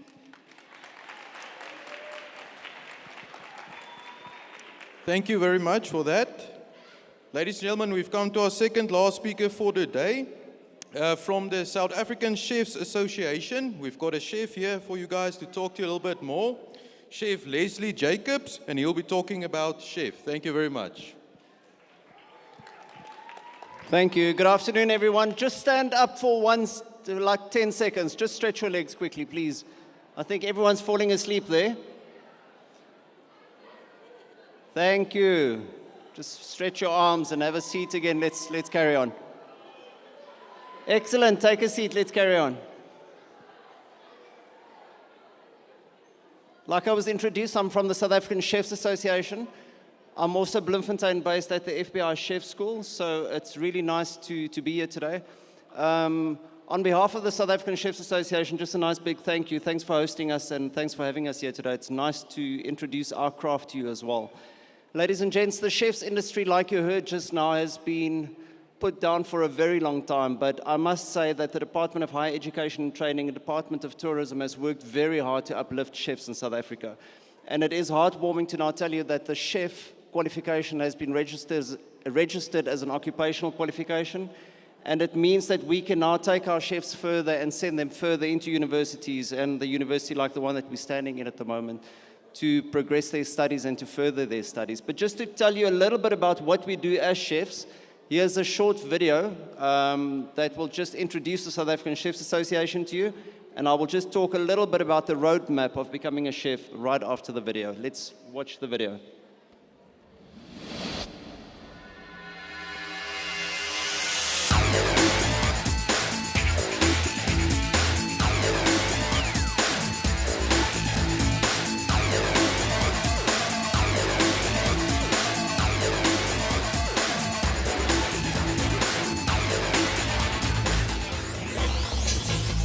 SA Chefs is a resource center for everyone to get educated, to be upskilled, to get industry know-how. South African chefs are versatile because we do all the cuisines of the world. The role of SA Chefs is to promote, profile and uplift the image of SA Chefs throughout South Africa. SA Chefs is about being fun, real and funky. So the way chefs are communicating now has changed rapidly. If I make a dish, I can post it on Instagram and someone sees it. And if I choose to share with you what the dish is, you already have more information than you had yesterday. The role of SA Chefs is to make sure that the chefs joining us are well-trained and well-skilled. To attract new members, I believe that you have to listen to them, solve industry problems, be there for them, and make sure that you listen. As a sponsor, you have a direct line to South Africa's chefs and their kitchens.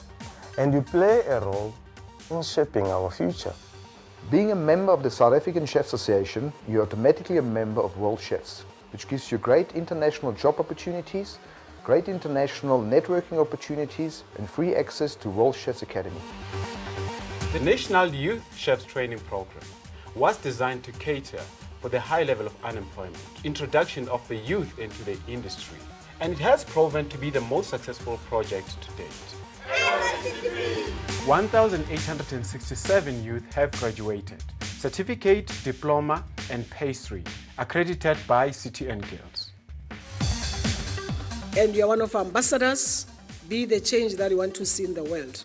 SA Chefs support the national culinary team by giving them expertise, experience, and the exposure into the international culinary arena. Winning gold medal is what the full reward is, and there's nothing better than that to bring you back for more.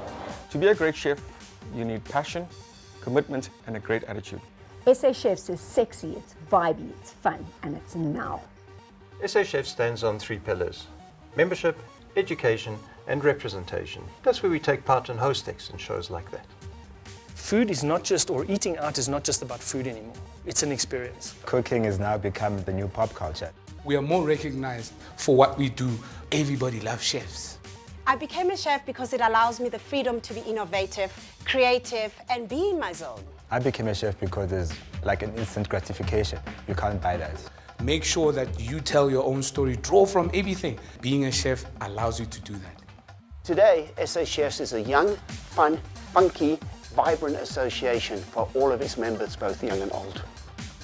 SA Chefs in the future must be a hub of energy, vibrancy, creativity, and everybody must want to be a chef. SA Chefs is a community of chefs, celebrating the craft with our members and future chefs to come. SA Chefs is active in the following areas: Limpopo, Mpumalanga, Northwest, Free State, Western Cape, Garden Route, Gauteng, and KwaZulu-Natal. I am SA Chefs. I am a SA Chefs. I am SA Chef. I am SA Chef.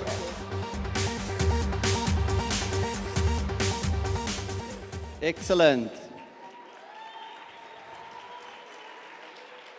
For the youngsters out there, just a quick roadmap. How does one actually become a chef in South Africa? Now, if you think about musicians, you sometimes get somebody that just sings beautifully. They don't go and study music, they just become great. And sometimes that happens with cooks that become great chefs. But unfortunately, for 99% of us, we have to go through the full process of training to become a chef. So on average in South Africa, it takes up to about 3 years to do the qualification, and we are very fortunate. Throughout South Africa, we have 82 different chef schools, of which 4 of them are based in Bloemfontein. So we have some fantastic training providers out there. Please do inquire with those training providers on how to get started in there. Like we heard just now, everyone's going to the cruise liners now, but some of them are going to America. We've got students in England, we've got students in Australia, we've got students in Canada and China. You name it, chefs, there are positions for chefs all over the world. The nice and encouraging thing is, once the students graduate, is to see them overseas, make a name for themselves, make money, come back and start their own business. Nowadays, chefs are not supposed to be hidden in cupboards. They must be able to go out, market themselves, represent themselves, and actually make a living for themselves. Like you saw on the video just now, we are a national-based organization, and please do inquire with the chefs training institutes around here. They will tell you more about the South African Chefs Association. And for those of you that are really interested, the best advice I can probably give you before you approach any school is to try to shadow in industry. So try to get into industry, go to a hotel, go to a restaurant, go to a chef school, and ask them if you can spend a day or 2 in their kitchens. Just observe and see exactly what it is all about. We love what we do. We do it on a daily basis, and I don't regret for 1 second my career choice. So I hope you make the right choice, and good luck to all the future chefs out there. Thank you.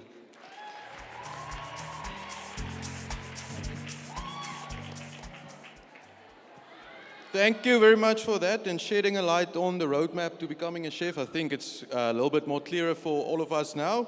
Ladies and gentlemen, our last speaker is from the Cape Wine Academy, Mr. Chris de Klerk, and he will talking a little bit to us today about a sommelier and more information on what is exactly a sommelier. Thank you.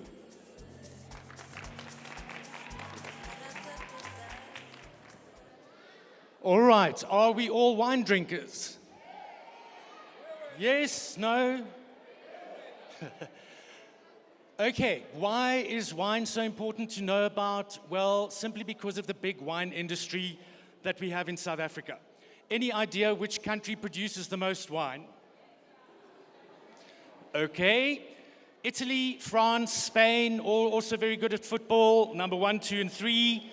South Africa, any idea where we fit in as a wine producer? Okay, we are number 8 in the world, so we are in the top 10 when it comes to wine production, which is very, very good. When it comes to consumption, okay, who do you think drinks the most? Okay, unfortunately not South Africa. So we've seen, like with domestic tourism, you need to build a cornerstone because that is your strength. As it is with the wine industry, we need to cultivate and develop a wine drinking public in South Africa to support our industry. The reality of the career that you're going into, if you are more interested in the chef, and I think by now everybody wants to go on the cruise ships after Nondu's presentation, but you can specialize and become a sommelier or a wine steward on a cruise ship, specializing just in the service of the wines. Secondly, about 70 or 80% of all your top restaurants in South Africa are on wine farms. And thirdly, the very, very big category of wine industry, wine tourism, which is a multi-billion rand industry, would probably, if you want to go in that line, make a decision of having to go to the Western Cape. Do you make wine in the Free State? Yes, no? Yes, you do. Do you know that? There are several wineries in Clarence, in the Eastern Free State, like the Bald Ibis and Mile High Vineyard and Wine Cellar. So you do actually do it. Highest located vineyards in South Africa at 1,700 meters above sea level. So there are possibilities. It's what you make of it through your tourism course, you get an introduction to the wine. How far you want to take it is up to you. I did a course in hotel management, and I ended up becoming a Cape Wine Master, which is the highest qualification you can get. If you look at the amount of Cape Wine Masters in South Africa, since 1983, there have only been 109 that have passed through the system. So it's quite a rare and specialized qualification to have.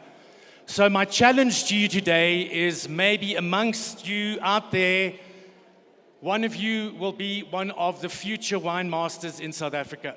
Think about it, consider it. If that's the route you want to go for it. Okay, just another thing I have to say about wine consumption.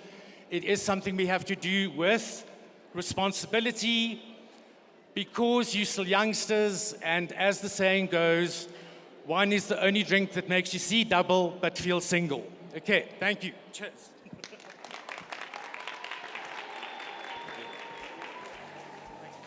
Thank you, ladies and gentlemen. That means that we have come to the end of our presentations from our presenters. I think we can give them a nice round of applause.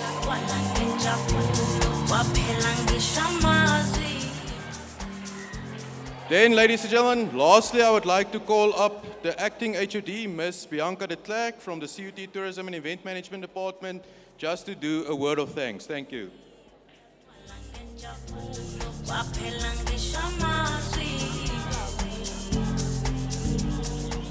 Okay, guys, yeah, that brings us to the end of our session on careers. I hope that you learned a lot. I sure think I'm going to change my career and go to cruise ships after this.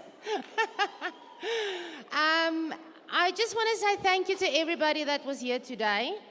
The exhibitors, the learners, the students, everybody that assisted, all the partners in this initiative, and especially for our guests today, our speakers that brought your knowledge and came and share your knowledge with us today. Thank you so very much. I definitely learned a lot, and I hope that you've touched many, many young lives today. So just to say thank you, we have a little small gift as a thought of appreciation. Yes, my English almost left me there. Thank you so much, guys.